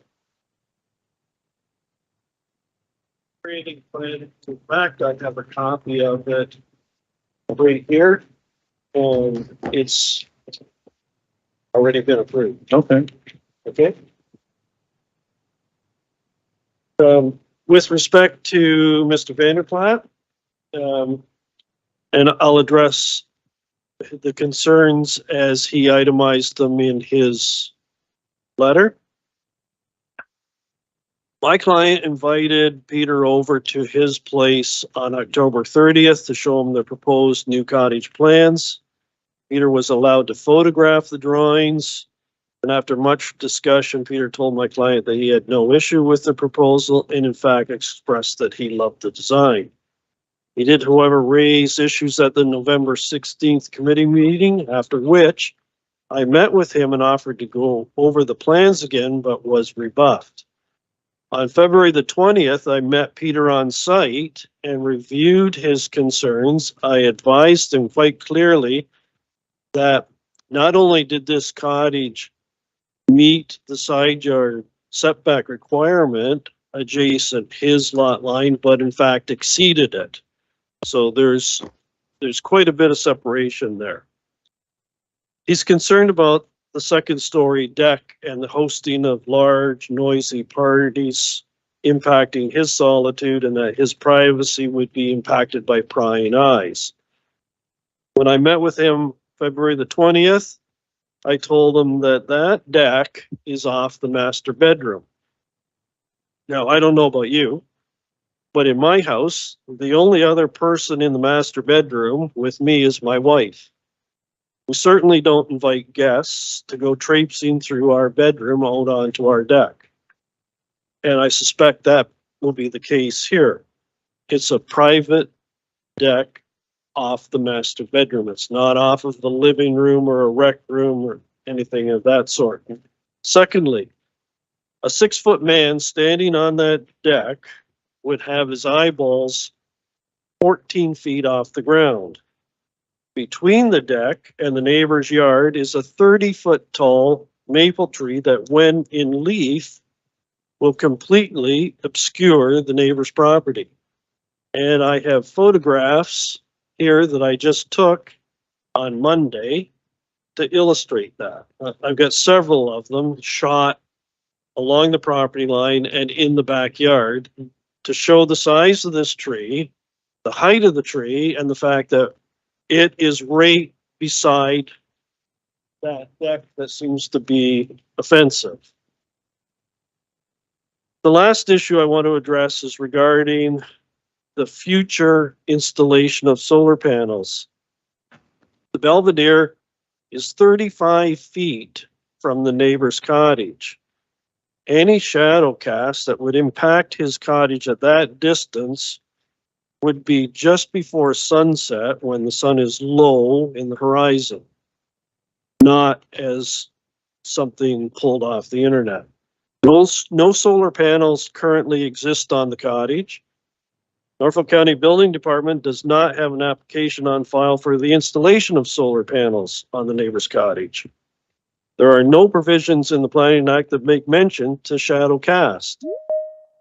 This application that I have today is not dealing with what ifs or might be's. My client's proposal is shovel ready. Finally, mention has been made, but in the planning report and by various complainants about LPRCA concerns. They in fact have none. LPRCA has issued permit 32/23 for the construction of this new cottage, the new septic system, and the proposed utility shed. There is a copy, of their permit. So LPRCA is fine with this. They have approved it. And since the CA has approved this project, I'm asking this committee to do the same. Okay, thank you. Okay. Anything further from the committee? Linda? No. Nothing? Okay. Can I get just a comment from planning staff regarding anything that you heard today? Sure. So just been taking notes diligently. So first point, we talked about the hydro.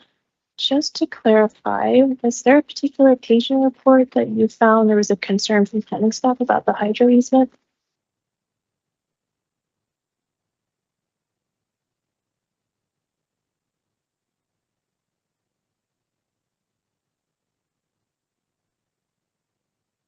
On page 2, first paragraph near the end, there is a hydro easement located at the rear of the property which intersects with the proposed cottage and detached garage, which there isn't a detached garage. And then it's, sorry to interrupt, it confirms the easement has been abandoned. So Sorry, that it says that the easement has been abandoned. So I personally hand Yeah. delivered you yeah, a copy of that. yeah. So you have that We're and you, agreeing. I'm just Okay. making that clear. okay. It's not an issue from planning. It So, says in the well, report, but it's it- okay. It So just co- want to clarify it that. colors the application negatively when it's continually referred to. It comes up again in here. In any event, that's where it starts. It's on page Okay, 2. so again, that. just for transparency, Yep. the intent is not to color the application. And then similarly, there's no concern from planning staff about LPRCA's comment. It indicates that there's no concern from the LPRCA, and my presentation hopefully should have indicated that. So just to be clear. Regarding syntax for the utility shed versus detached garage, apologies if that was in the application. I did review the application. I didn't see it. I saw accessory structure, but I didn't see the term utility shed. But again, for transparency, the provision it relates to is for accessory structures in general. We're not too concerned about the actual use. We're just concerned about the provision it relates to. So syntax aside, I think the intent of that is being met. We could discuss lot coverage. I think the committee has heard me discuss my concerns with lot coverage over a range of applications. It could very well be that we just have a professional disagreement in terms of how it meets the 4 tests of a minor variance, which is fine. That happens. But the key thing is I'm consistent in my professional opinion, and that may be disagreed with. That is okay. Regarding height, I think Linda point I would agree with. So the design aside, what is being set in stone, so to speak, is the zoning provisions when we're permitting the minor variance. So it could be the design could change or the ownership could change and someone could come in and then provide that change through what's permitted through the minor variance. So just confirming that I would agree with that. What else? Yes, I would agree. To my knowledge, there's nothing pertaining to shadow effect in the Planning Act. Just again, confirming that the 4 tests, the minor variants, are how we evaluate these things. And those 4 tests are, does it maintain the intent and purpose of the zoning bylaw, the official plan, which includes the Lakeshore Special Policy Area. Within that special policy area contains community design guidelines, which are outlined in full in my report. So the reasoning for them not passing those 4 tests are in the zoning bylaw, the official plan, and then to my professional opinion, it's not minor. And I don't think it's appropriate. Having done a site visit, if you go in the immediate area, I found that the other cottages immediately adjacent aren't that large, but that's my opinion. So I'll leave it at that, but I just wanted to touch base on those items just for transparency because that is important to me. Thank you. Did I respond? I guess so, yeah. Quick. Now you threw me off. Remember that 5-minute rule mentioned in November? You didn't mention that to the first guy. I know. When Chris was talking, that seemed to turn into an hour and everybody was fine with that. And Linda always wants to point out that I ramble on too Yeah. long. But I wanted to make my point. So far as the height's concerned, I don't know how you consider the cottage to the left or right, the neighborhood area. Turkey Point is one big neighborhood, and there are a number of cottage 4 doors down from this. We made that, you made that. And just around the corner of Fair Street is a fairly new 3-story. So to me, that's just neither here nor there. That's a moot point. There's Okay. lots of those. And lot coverage, we've hashed that out in the past. This is minor compared to lot coverages that this committee has approved. Okay. I'm okay. All right. Anybody else? Linda? You're I just chomping at have the one bit, I can question.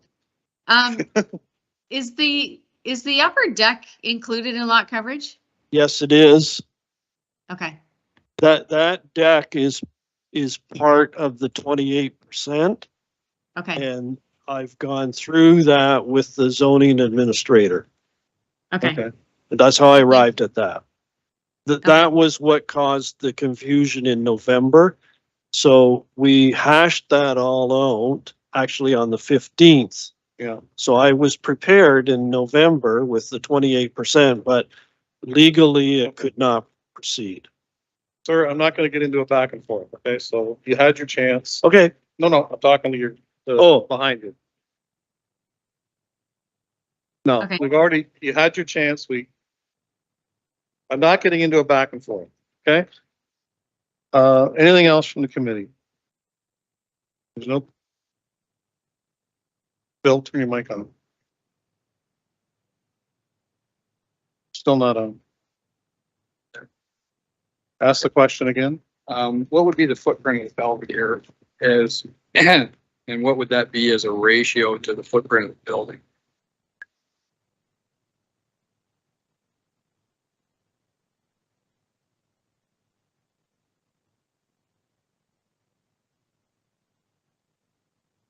As a ratio, it would look to be about 1/3.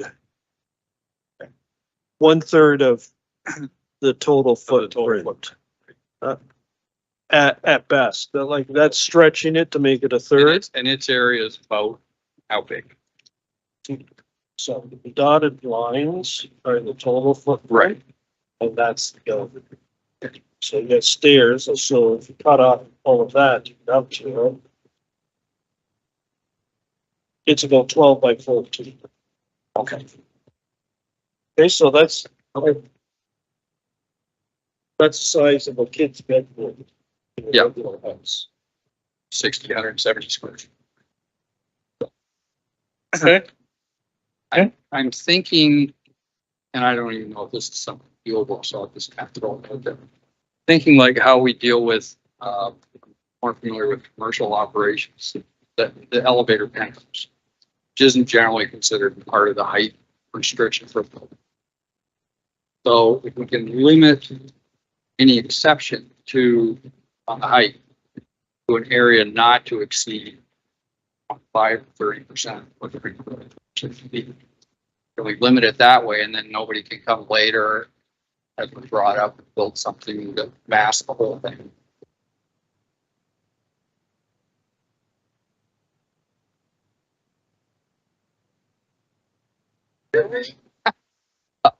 I don't know either. So. Thank you. The question would be if that fulfills the public notice requirements. In my time here, I think we have seen some proposals be amended, provided that they are not increasing the amount of relief. I don't know. To be honest, I'm not really sure if we could add specificity to the built form of a particular area. It might be something to ask the zoning bylaw. I'm not confident answering that we could, to be honest. keep in mind, I'm just, 10 meters is what we typically approve in the Turkey Point, Long Point vacation areas. I'm just Go gonna. ahead, Linda. One last time. I'm just gonna jump in. I've seen actually an application it was for a boathouse, and the people never did. They ended up selling the property. They never proceeded with it, but the approval was specific to that design. So they were approving it specific based on the plan that had been submitted with the application. So I'm thinking as long as we're not increasing anything, the public notice would have been satisfied, I would think. Yeah, I would amend or add into the motion that it would be approved as designed with their submitted designs. You've already submitted these designs I've submitted to the public and to yes, to planning, to planning, so, but I haven't to building yet No, because I'm not yeah. gonna do that until because that's a separate entity. correct. I'm good with that. Okay. So what are the wishes of the committee? I'll make a motion for approval with that amendment, Alan, just that it's based on the design concepts submitted with the application or specific to that.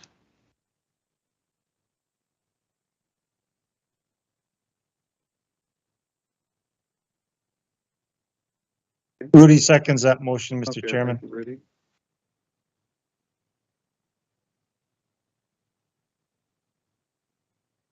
So file number AMPL 2022-295 in the name of Teresa Livingston, in accordance with section 45(1) of the Planning Act, the requested relief is not considered appropriate,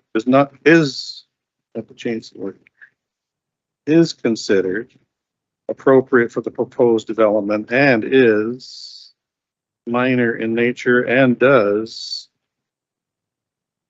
maintain the general intent of the official plan and the Norfolk County zoning bylaw, subject to submitted designs.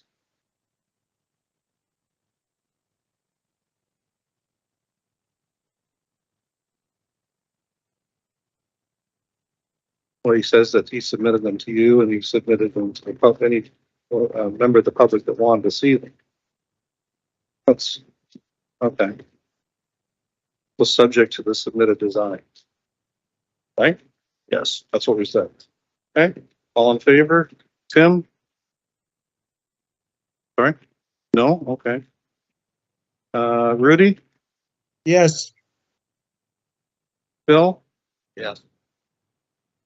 Linda? Yes. Myself is a yes. It's carried. Thank you.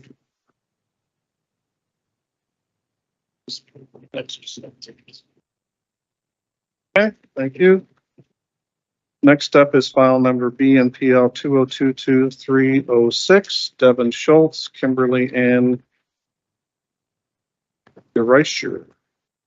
I hope. Pretty good? Okay, and can the planner give the report, please?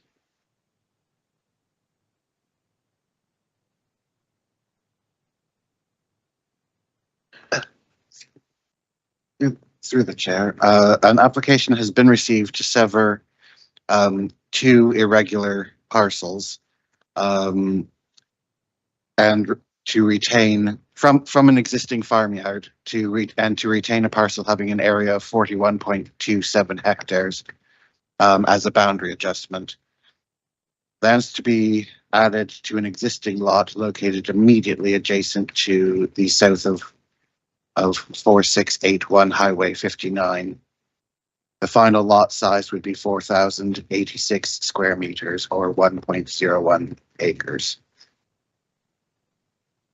The subject lands, which encompass two parcels, form part of an agricultural farm lot located on the western side of Highway 59, south of Cortland. The land to benefit is a 714 square meter residential lot with 17.5 meters of frontage onto Highway 59. To the western boundary of the subject lands, significant woodland and significant natural area, which are identified as natural heritage features in the Norfolk County official plan. This area also forms part, albeit the very edge of the Cortland Swamp, which is identified as provincially significant wetland. Consequently, the subject lands have the potential to intersect with lands adjacent to and in natural heritage features. An environmental impact study was included as part of a complete application and concluded there would be no impact on the natural heritage features. The portion of the subject lands north of 4661 Highway 59 have been maintained as garden land for a number of years. And while it's prime agricultural land, it is cut off as and non-contiguous from the farmland, the farmable lands by both the lands to benefit, so that would be 4661 Highway 59, and to the woodland, and by the woodlands to the west. The subject lands to the south of the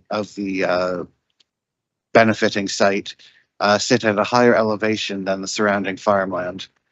To the rear of this piece of land is an existing barn which would remain with the retained lands. Staff noted that there's a large shed located to the rear of the northern section of the subject lands and a small summer house or sauna located on the southern section of the subject lands. These existing structures were not clearly shown on the originally submitted concept plan. An amended concept plan has been received after the publication of the report, which shows an existing shed, which would actually be in breach of the zoning bylaw rear setbacks. I would recommend a condition being added to any approval, which would make the approval of this application conditional in either the removal of this shed or the approval of a minor variance to rectify the setback deficiency. Given that they want to erect a significantly larger outbuilding workshop, I came to understand that shed would be removed, but I believe we need to regularize that. Otherwise, there will be we'd be permitting a site which is deficient.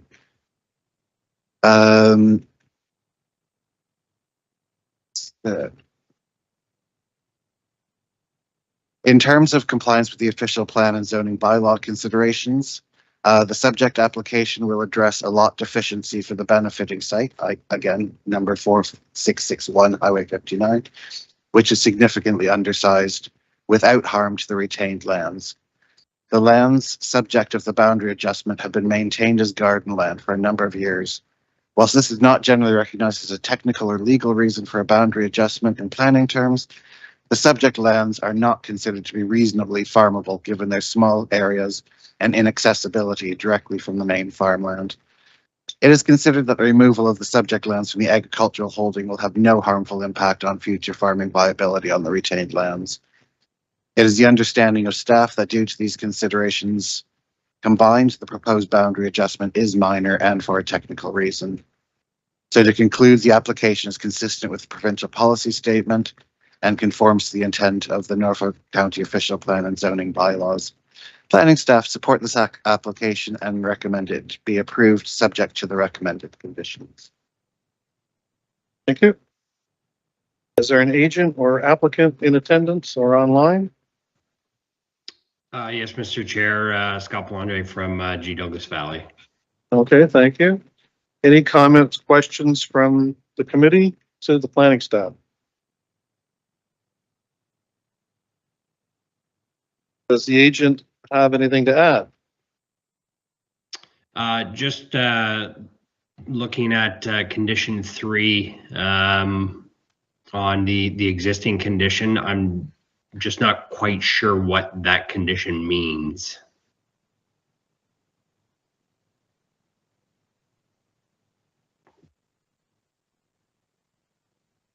Hang on a second, I don't have the conditions in front of me.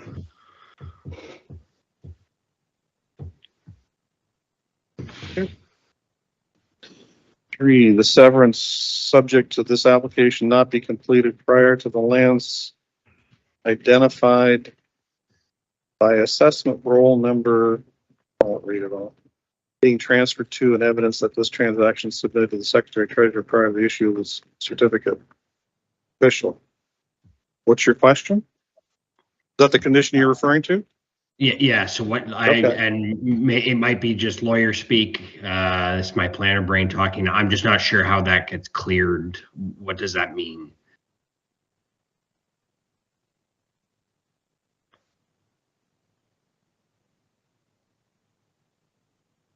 Number 3.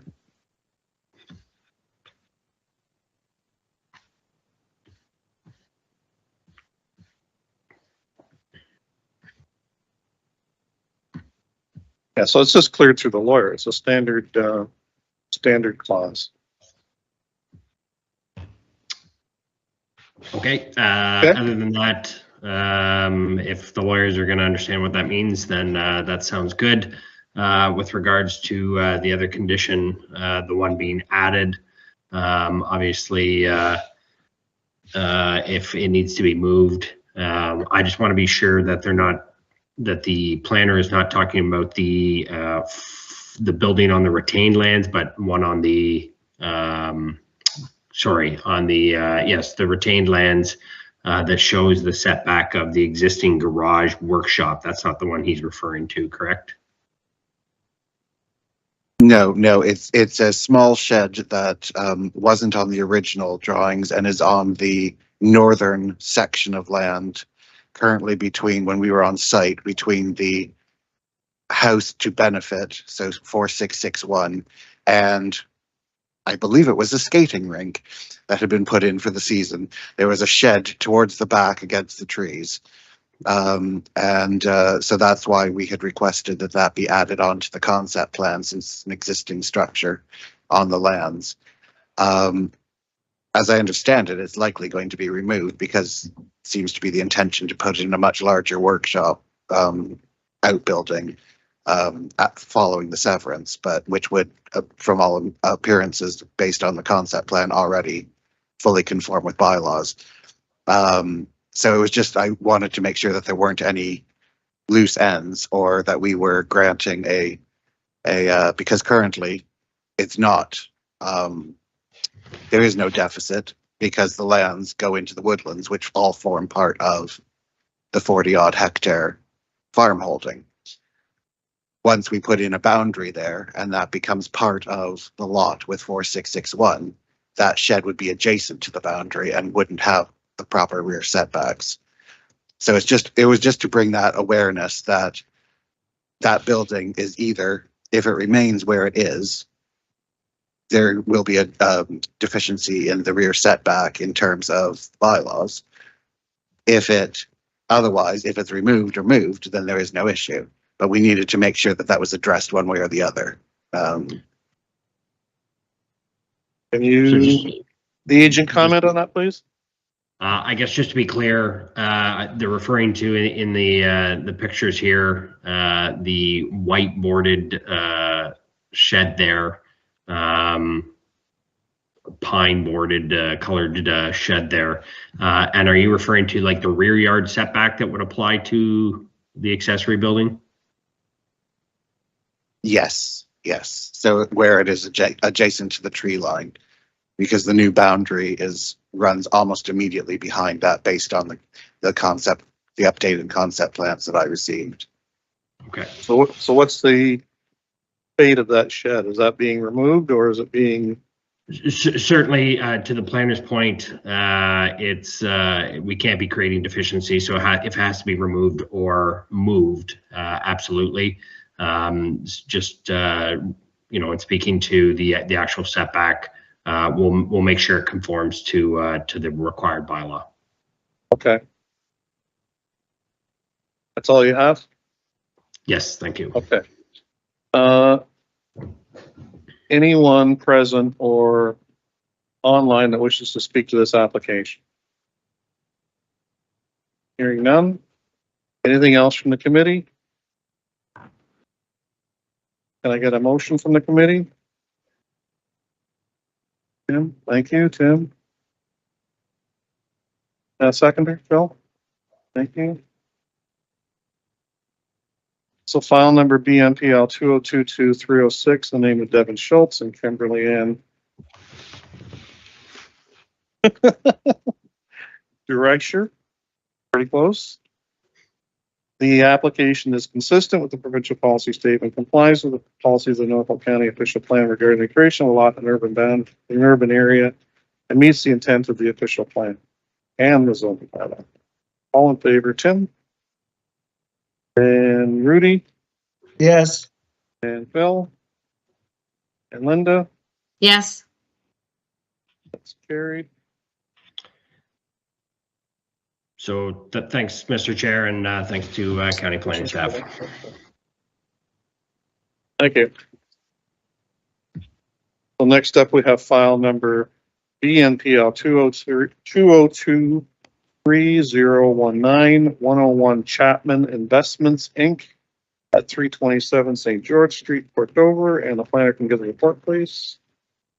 Thank you. Through the chair, an application has been received to create an easement with a frontage and width of 12 meters, a depth of 20.1 meters, and an area of 241 square meters for the purpose of providing access for parking at the rear of the abutting parcel located at 323 St. George Street. The property is designated urban residential and zoned neighborhood institutional with a holding and a special provision 1027. In addition to permissions regarding land use, what is pertaining to this particular application is that the special provision permits a two-way traffic aisle of 7 meters. For added context, my report includes discussion on the zoning bylaw ZMPL 2022-265, which was approved previously by council on January 25th, 2022. A comment from the zoning administrator copied language noting a potential future deficiency in parking from the planning justification report, which is included in attachment 2, submitted originally by the applicant at the time of submission, which was submitted with the zoning bylaws. So the intent of that comment was for informational purposes. The owner of the site has brought to staff's attention that this does not reflect the permissions granted by council in the bylaw. So that bylaw is included in attachment 3 of the report. And in reviewing that with zoning staff, I understand that the permissions granted by that bylaw demonstrate that there is no deficiency. So just noting for transparency, there's no concerns from a zoning perspective on this easement. And so for the scope and purpose of this easement, there's no concerns. There was some concern from the owner at the time about the conditions of approval included in attachment 1. We've had since a discussion just discussing the role of these mandatory conditions. And I believe that that concern has been addressed. With that said, planning staff have reviewed the subject application through the policies of the PPS, official plan, and zoning bylaw. I am recommending approval today, subject to those mandatory conditions, and I believe the owner is present to speak to our application today online. Thank you. I'm available for questions. Thank you. Is there an agent or applicant online or in attendance? Owner is in attendance. I'm sorry, and your name is? Helen LaRochelle. Okay, thank you. We'll get back to you. Anything from the committee? Nothing? Is there anyone online or in attendance that wishes to speak to this application? Does that include me or am I separate? We're getting there. Okay, just making sure. Does the agent or applicant have anything to add? It's an easement that allows us to cross our own property to access our own other property. So I can't imagine there's any reason to object to it. The aisle width was approved through the zoning issue, and the note that was put in there from the zoning administrator did imply that there were still some things to be discussed regarding parking, but parking was in fact very clearly discussed through the zoning process and in fact ended up being clearly defined in the zoning amendment itself. So unfortunately, that language was taken from a justification report that then many other things happened afterwards. So many of the things in that particular passage are actually not accurate. So that was the main reason why we objected to it being included in the report, because it was misleading in that it was inaccurate. Other than that, we hope it gets approved because it's pretty straightforward. Thank you very much. Anything further from the committee? Can I get a motion from the committee? Rudy moves approval. Tim to approve. Okay, thank you. And Rudy seconded. I think he was in there. I heard him. Yeah, I'll second it. Thank you very much, Rudy. So file number BMPL 2023019 in the name of 101 Chapman Investments, Inc. The application is considered with the provincial policy statement complies with the policy of the Norfolk County official plan regarding the creation of an easement within an urban boundary and meets the intent of the zoning bylaw. All in favor, Tim? And Rudy? Yes. Bill? Thank you. And Linda? Yes. Thank you. And Michelle? And that is approved and carried. Let's see the other page. Yay!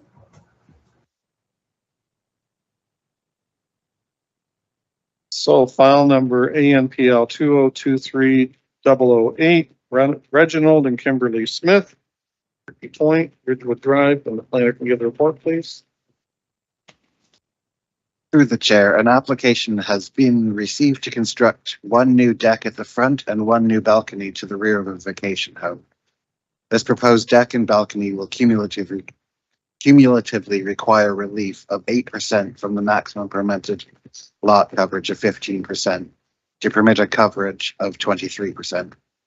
The front-facing deck requires relief of 0.94 meters from provision 3.10D of the zoning bylaw, which requires the maximum projection of 1.5 meters for decks into required front yards, resulting in a projection of 2.4 meters into the required front yard, or a 3.56 meter setback from the front lot line. The subject lands are located at 20 Ridgewood Drive, which is on the east side of Ridgewood Drive between Parkwood Ave and Crestwood Avenue, within the resort residential area of Turkey Point. The area of the subject lands is approximately 929 square meters, with approximately 23 meters of frontage on Ridgewood Drive. The subject lands are occupied by a single detached vacation home, resulting in a lot coverage of approximately 19%.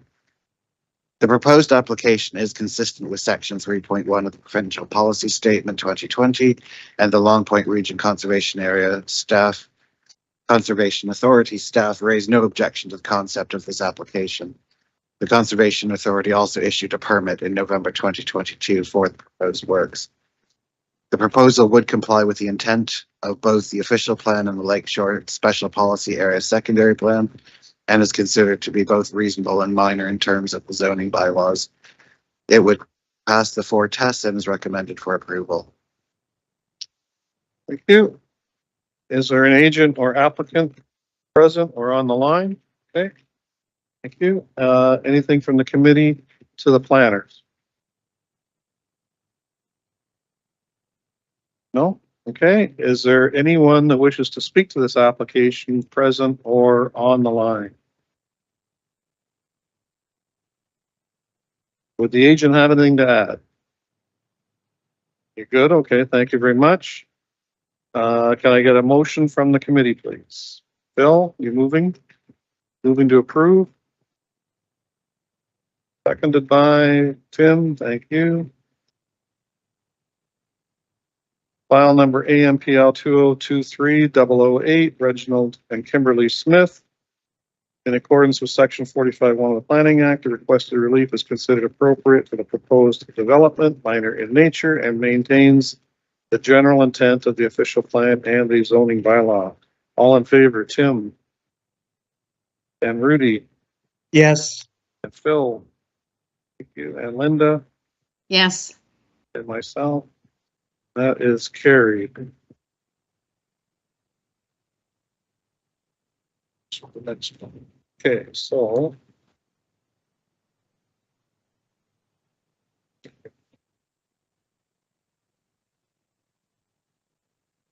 next step is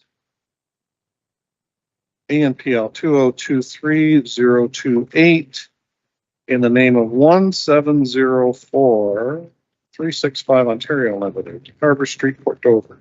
The planner can give the report, please. Thank you.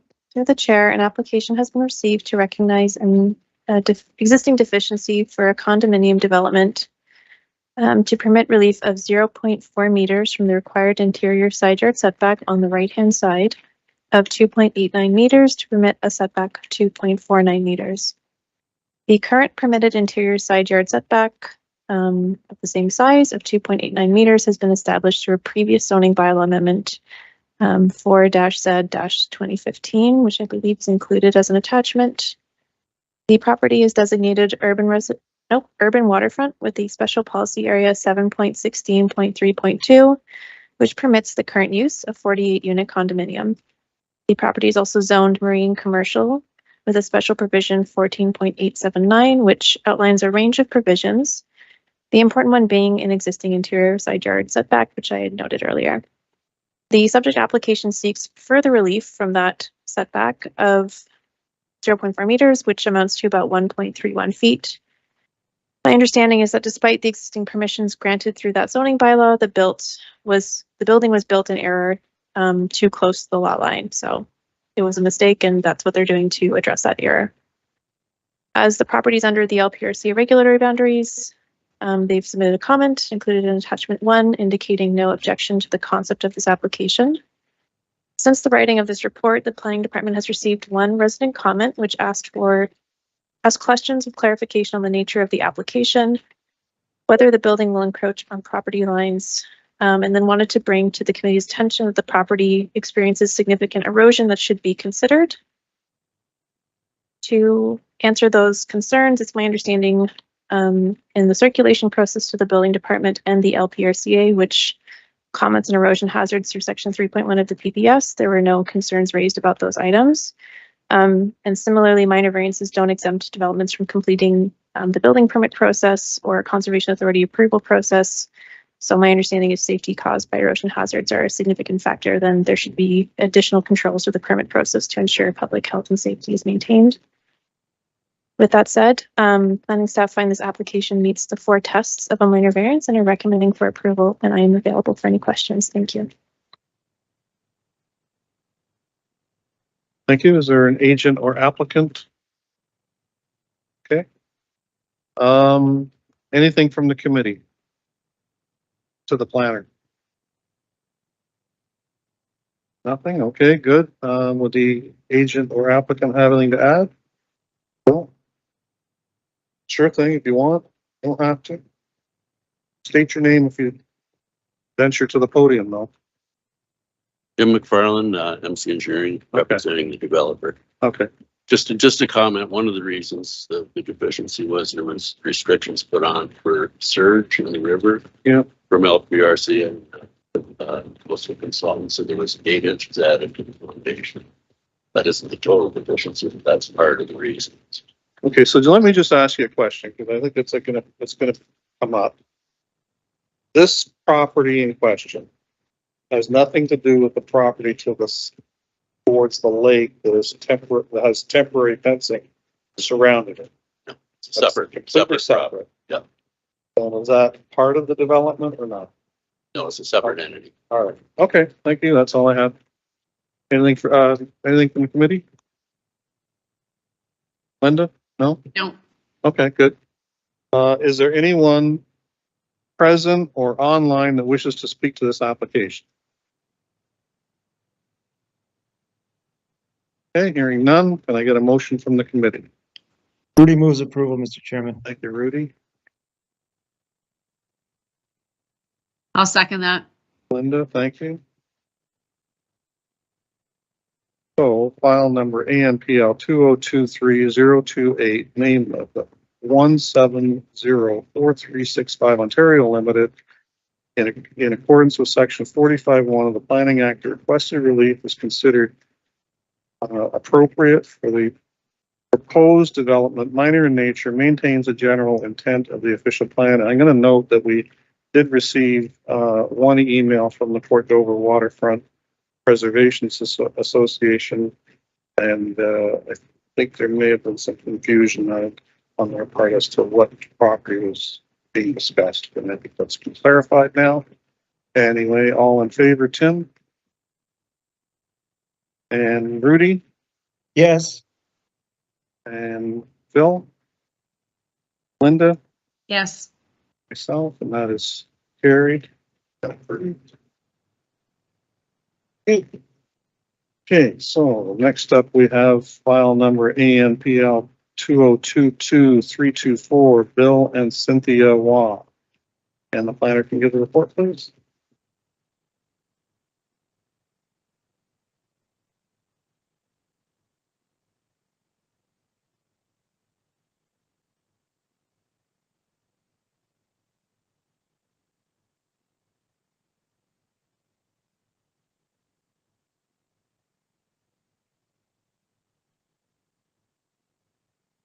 Construction of an through the chair, an application has been received for the construction of an accessory building requiring relief from section 3.2.1B of the zoning bylaws, which restrict accessory structures to occupying the front yard, in order to permit an accessory structure to wholly occupy the front yard, as well as relief of 4.76 meters from the required front yard setback of 6 meters for accessory structures to permit a front yard setback of 1.24 meters.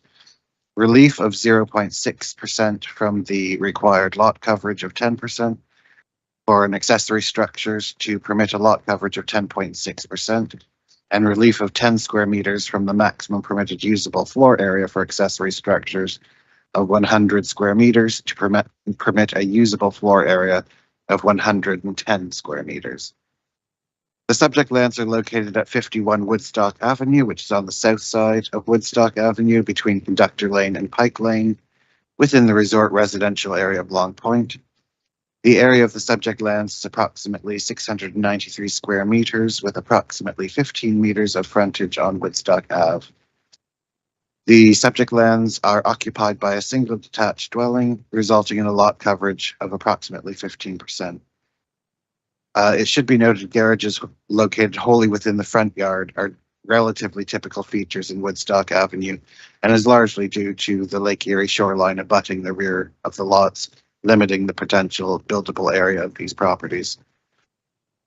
Whilst the proposed reliefs are substantial, especially in consideration of the front setback and the locating of the proposed garage wholly within the front yard.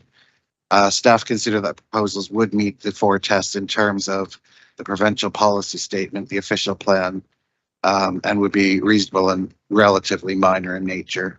As such, staff recommends this application for approval. Okay, thank you. Is there an agent or applicant present or on the line? The agent's available online. Okay, thank you very much. Anything from the committee to the planner? Hearing none. Is there any member of the public that wishes to speak to this application, either online or present? Does the agent have anything to add? Nothing to add at this time, Mr. Chair. Thank you very much. Can I get a motion from the committee, please? Tim? Tim moves to approve, seconded by Bill. Thank you. Nobody has to jump up all at once. ANPL 2022-324, Bill and Cynthia Waugh. In accordance with section 45(1) of the Planning Act, the requested relief is considered appropriate for proposed development, minor in nature, maintains the general intent of the official plan and the zoning bylaw. All in favor, Tim? And Rudy? Yes. Thank you. And Phil? Linda? Yes. And that is approved. Thank you.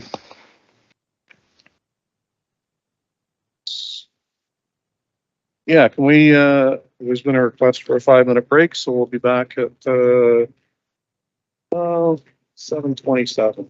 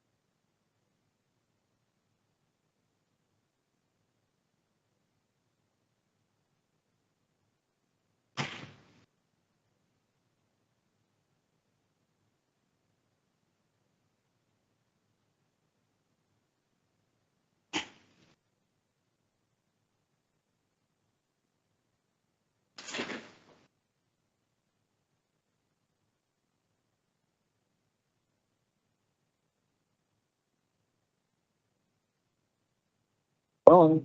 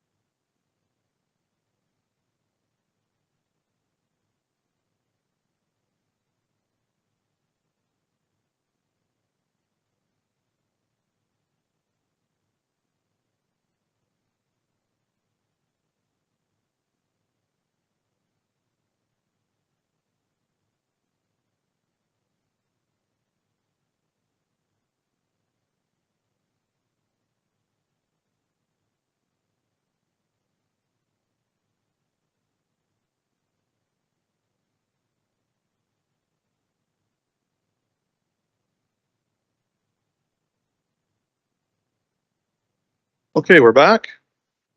Welcome back, folks.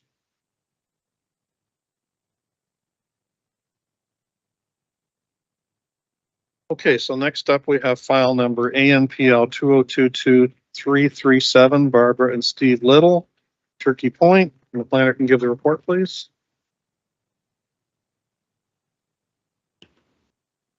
Through the chair, an application's been received for the reconstruction of an existing or previously existing vacation home requiring relief of the following: 3,437.38 square meters from the minimum permitted lot area of 4,000 square meters to permit a lot area of 562.26 square meters, and 15.4% from the maximum permitted lot coverage of 15% to permit a coverage of 30.4%.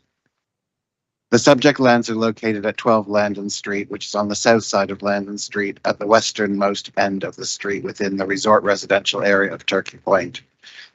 The area of the subject lands is approximately 562 square meters with approximately 17 meters of frontage onto Landon Street. The subject lands were previously occupied by a single detached vacation home, which has now been demolished, but which had a lot coverage of approximately 16.3%. There is no digital history on this site, so it must be assumed that the small lot size is legal non-complying. There are many such sites in Turkey Point, given the history of this area being used for small vacation homes and cottages for many years. The overage of lot coverage is an issue in the resort residential areas, which needs to be assessed on a site-by-site basis. All other required zoning setbacks would be complied with. In this instance, given the compliance with the official policies or the provincial policy statement and the intent of the official plan, the relief required by the zoning bylaw is considered to be reasonable and minor. As such, staff recommend this application for approval. Okay, thank you. Is there an applicant or agent in attendance? Okay, thank you. Thanks for waiting. Anything from the committee to the planner? Is there anyone online or present that wishes to speak to this application? Does the applicant have anything to add? Okay. Doesn't appear to be any. Can I get a motion from the committee, please? Rudy moves approval, Mr. Chairman. Thank you, Rudy. I'll second that. Thank you, Linda. So file number ANPL 2022-337 in the name of Barbara and Steve Little. In accordance with section 45(1) of the Planning Act, the requested relief is considered appropriate for the proposed development, minor in nature. It maintains the general intent of the official plan and the zoning bylaw. All in favor, Tim? And Rudy? Yes. And Phil? And Linda? Yes. So, it's carried. So next up, we have file number ANPL 2023-052 in the name of Grant and Diane Rombo. Okay. And the planner can give the report, please. Thank you. Through the chair, an application has been received to seek relief from section 3.24.2 of the zoning bylaw, which prohibits the expansion of a non-conforming building in order to facilitate the following changes to an existing dwelling within the hazard lane zone. The enclosure of an existing 14.88 square meter porch on the first story and the construction of a 49.98 square meter second story for a total of 64.84 square meters in additional usable floor area, all on the existing building footprint. So the property is designated and zoned hazard land. As such, is under LPRCA regulatory boundaries. So this file has proceeded in a unique fashion, which hopefully I can explain concisely. The application, which was submitted and reviewed by staff, which includes supporting documents like the concept plan and elevation drawings, and external agencies, what is available to the committee in this report. And the recommendation on this report is for referral due to the concerns identified by the LPRCA in their comment, which in my professional opinion impacts how I would evaluate the subject application through official plan and zoning bylaw policies. Since the writing of this report, the applicant has worked diligently with zoning staff and the LPRCA to clarify their building design. And as a result, the revised concept plan, which Jody should have circulated to committee members, is now what is proposed. And similarly, the LPRCA have provided a revised comment, which should have been also circulated to the committee members, which now does not indicate a concern as it pertains to the PPS and their own particular O regulation with permitting. So recognizing this change, my stance as a planner in the file has amended to reflect this change in consideration from the zoning and LPRCA. So the report recommends referral, but today I'm just indicating I'd be prepared to be comfortable or recommend approval for the application as it is today proposed. I'm available for questions.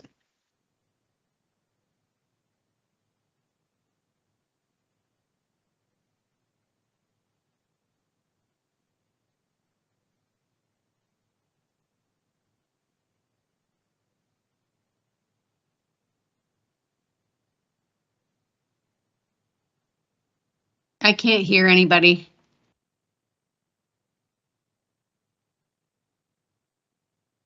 Sorry. There we go. The agent, do you have anything to add?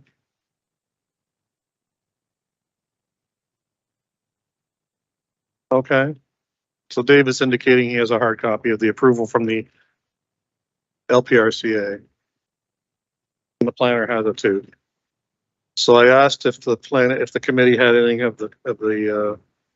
any questions of the planner. And there deemed to be none. Is there anyone present or on the line that wishes to speak to this application? Alden? Good evening, through you, Mr. Chair, Nathan Colmay at Brimish Law Group. I may proceed to speak on behalf of one of the neighbors. Sure. Thank you. Good evening. I'm Nathan Colmay at Brimish Law Group.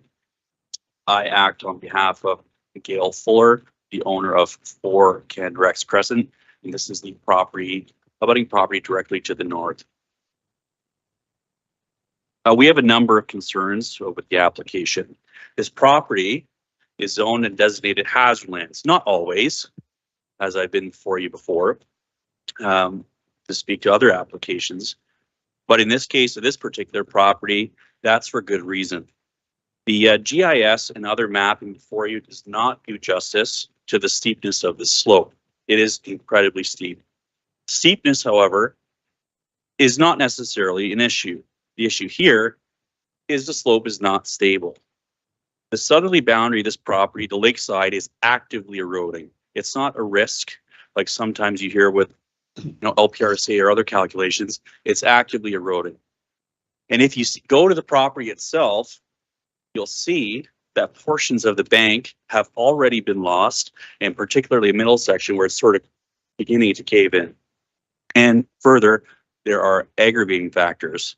Property is not only risky on the lakeside, it's also risky on the east side. There's a steep slope there that's sliding into Increment Street road allowance. So really what you have is a pincer triangle. So it's not just one side that's eroding, it's the other side as well that forms a triangle.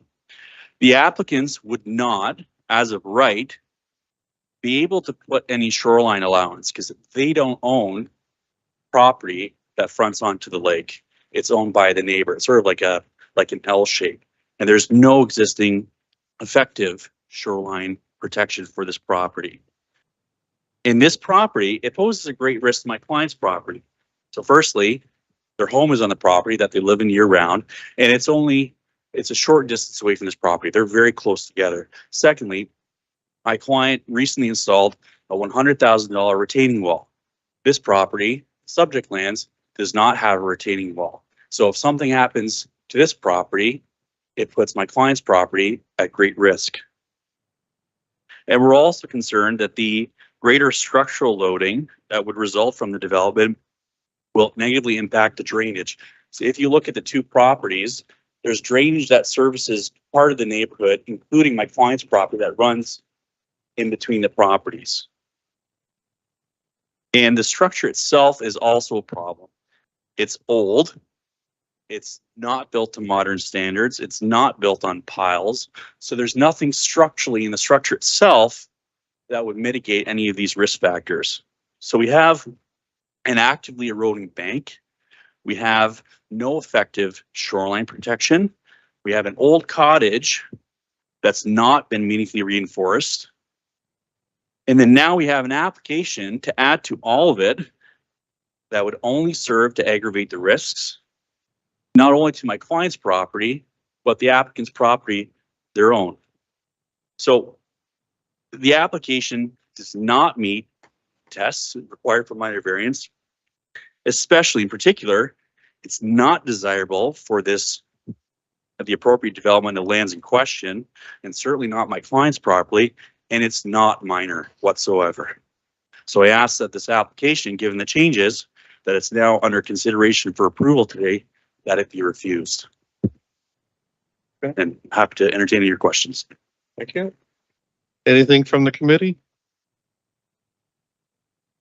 Yes, Mr. Chairman, Rudy. Yeah, go ahead, Rudy. I'd just like to hear a planner's response to the objections being raised to this moving ahead. Okie dokie. Try my best. So might be helpful if I read some key excerpts from the LPRCA's piece. Recognizing that as a planner, I am limited in my ability to interpret the technical aspects of erosion. So for that, I leave it to the LPRCA to make that determination. Okay, so the LPRCA evaluates these types of projects under two key items. So from planning policy, we look at section 3.1 of the PPS.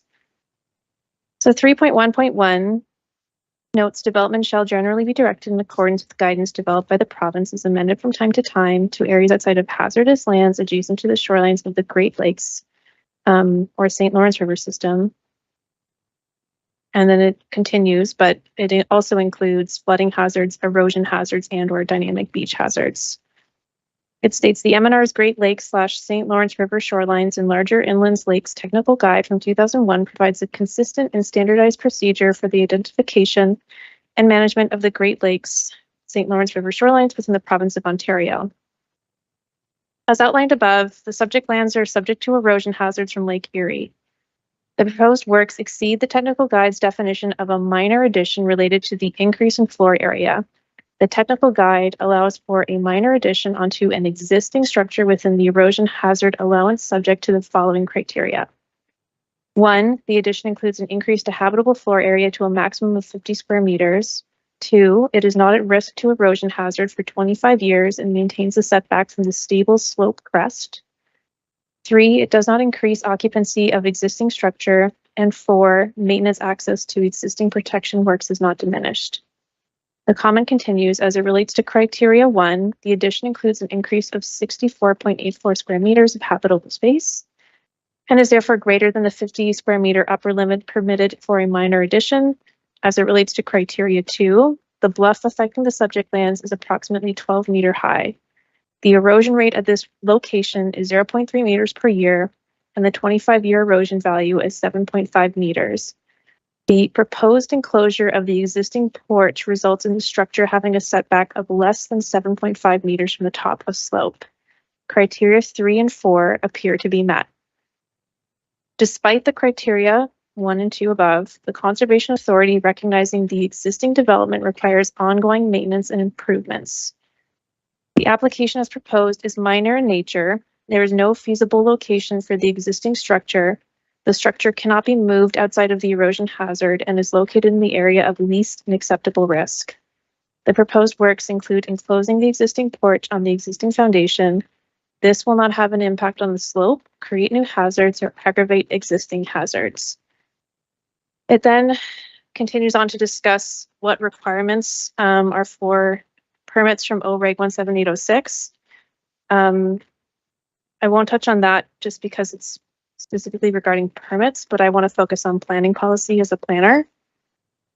So in my report, I felt that the discussion on the PPS was met through this revised comment as it pertains to 3.1. And also section 1.1.1 of the PPS articulating healthy, livable, and safe communities are sustained by avoiding development in land use patterns which may cause environmental and public health or safety concerns. If we move forward down to the official plan, there are land use policies regarding development in hazard land areas. So with shoreline, there's a specific section of the official plan which discusses types of development that can and cannot be permitted in the shoreline area, noting development and site alteration shall not be permitted within areas that would be rendered inaccessible to people and vehicles during hazardous times caused by flooding erosion, quote, unless it has been demonstrated that the site has safe access appropriate for the nature of the development and the natural hazard. Similarly, section 7.3.4D states, where there is an existing non-conforming development, repairs and minor additions to buildings and accessory structures may be permitted. So with that, I felt with the LPRC satisfied that safety is maintained and it constitutes a relatively minor addition. I think it meets the intent of the policies of the official plan. And then I can also continue on for the zoning bylaw as well. So my understanding, essentially the zoning bylaw just articulates what can and can't happen with non-conforming uses. By nature of this minor variance, that's what's being permitted. So the zoning bylaw doesn't permit expansions of footprints or height or size. So this is the mechanism to address that. So if approved, then that's being addressed. Yeah, and then in summary, through the 4 tests, I believe it meets the intent of the official plan as discussed. When approved, it will meet the intent of the zoning bylaw. Recognizing that it's an existing structure and they're building specifically upwards and not outwards, I think it's appropriate and is minor. So we'll leave it at that. Thanks. Yeah, I'll get you a date. I've forgotten. I'm frankly surprised at the LPRC's conclusions, given their policies. Normally, they would say even for properties with retaining walls, with built on piles, are not in support. And here, and again, that picture doesn't do it justice either. You see the gap from the property that like actually fronts on the lake to the subject lands. That's 2D, right? And it's just as large as the property itself. But if you look at it, if you actually go to the site, it's like this and caving in. There is nothing stopping the water, which does flood that land, to just eat away. And again, there's nothing as of right the applicants can do to stop that. They would have to get the neighbor or say do a boundary adjustment or take so many steps just to be able to put shoreline protection. That hill is actively eroding. So it boggles my mind how the LPRC can come to its conclusions and say, oh, it's no problem. Like, it's actively eroding. It's not, oh, well, our calculation says this. You go to that site, you see that hill, it's eroding. Okay. And in the history of this whole neighborhood, there have been chunks, not just, oh, like little nibble erosion, like chunks of this frontage have gone into the lake. So, I mean, again, I understand, again, it's always a matter of opinions diverging, but you go to that site, you see the erosion. How could it possibly be supported? I'm going to let the agent rebut.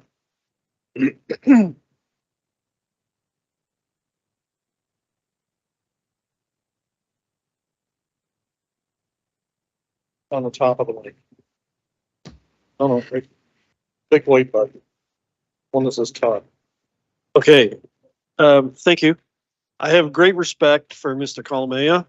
However, in this instance, we're on opposing sides. For some context, I know it's late in the day, but just to bring some clarity, this particular building was part of a complex of 10 cottages that were built on what's now known as Kendrick's Crescent in 1925 by the Globe and Mail as an executive retreat. It was used by the Globe and Mail until, well, during my lifetime is when it ceased and it was sold. This particular building was raised and a full height poured concrete basement was installed in 1988, all with a building permit. And the footings at that time were sized to support a second story should that be proposed at a future date, and it is today.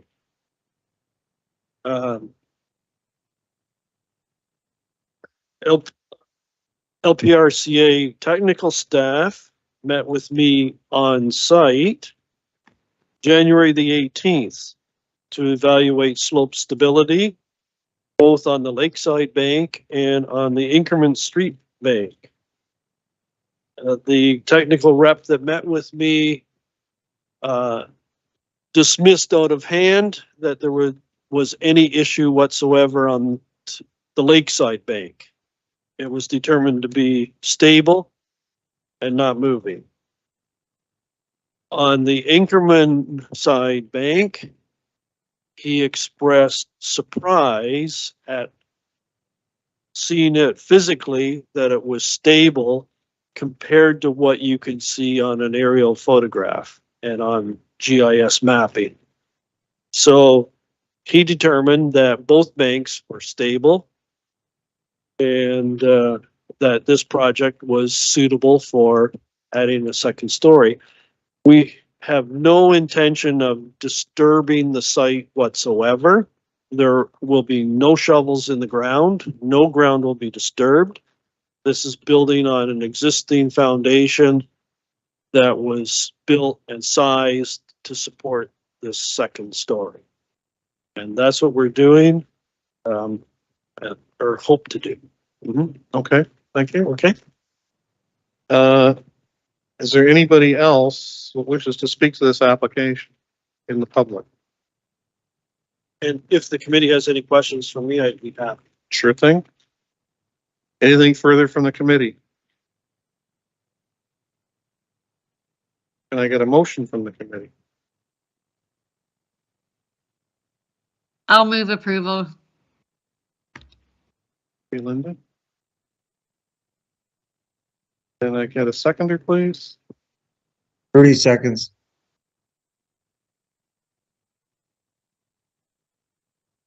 So,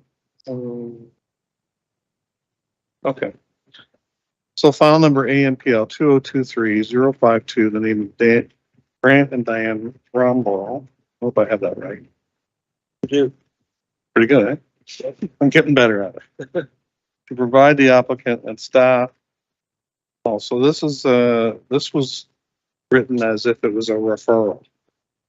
So now we're gonna write it as if it's a approval. So.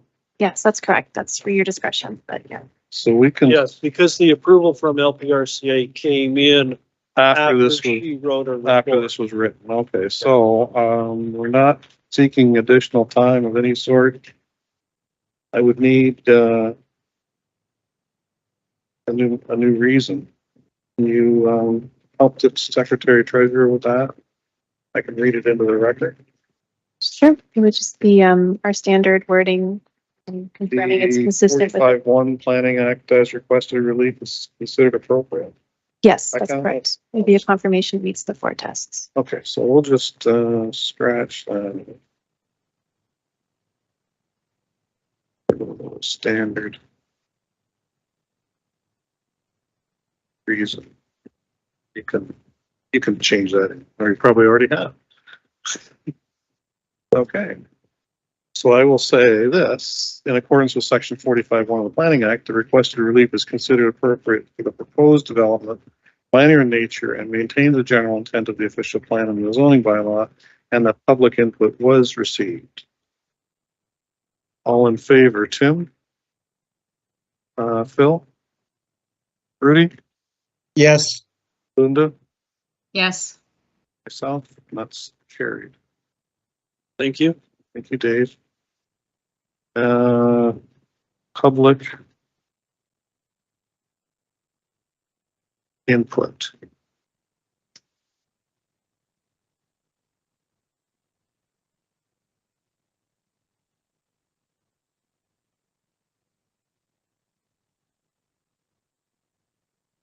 Okay, well, last but certainly not least, file number ANPL 2023067 in the name of Gary and Mary Ellen Ball. And the planner can give the report, please.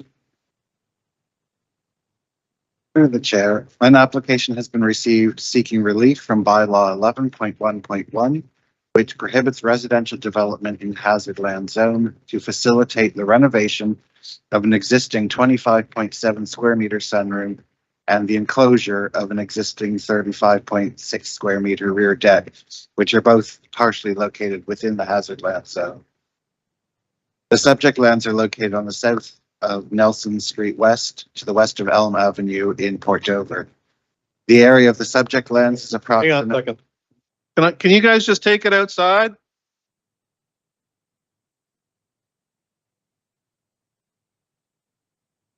The area of the subject lands is approximately 7,527 square meters, or 1.86 acres, with approximately 32 meters of frontage on Nelson Street West and a lot depth of 178.4 meters. The subject lands are occupied by a single detached dwelling, a detached garage, shed, sunroom, and deck. The existing sunroom would be rebuilt, albeit slightly larger than existing, and the deck would be covered with a roof and enclosed with retractable screened panels. These two elements are partially within the hazard lands. The LPRCA raised no concerns with this minor encroachment into the hazard lands. Given this, the proposed development would comply with the provincial policy statement and the intent of the official plan, and would be both reasonable and minor.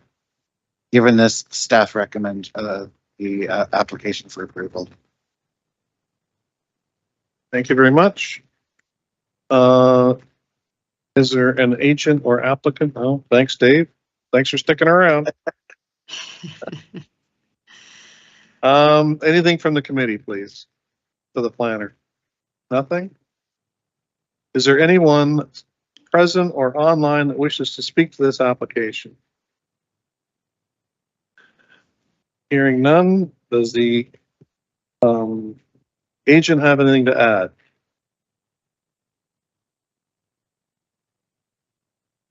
All right, thank you very much, Dave. Can I get a motion from the committee, please? Tim moves. And Phil seconds.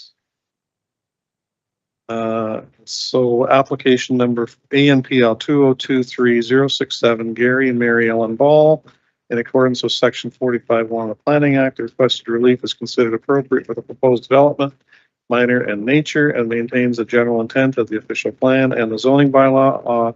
All in favor, Tim? And Rudy? Yes. And Lisa, sorry, Lisa's not here. Philip? Phil? And Linda? Yes. Myself, I get a little punchy at the end here. Is there any other business? Hi, Alan. I don't know if Linda and Rudy have officially met our new secretary treasurer, Jody Poff-Shimis. So I just wanted to say her first month in and she's doing a fantastic job. And she's here for all your support going forward. Thank you. Nice to meet you, Jody. Yes. Sounds great. Any other business? I need a motion to adjourn. I'll make the Tim motion. moves. Oh. Bill seconds. All in favor? Yes. Thank you very Yes. much. We'll see you next month.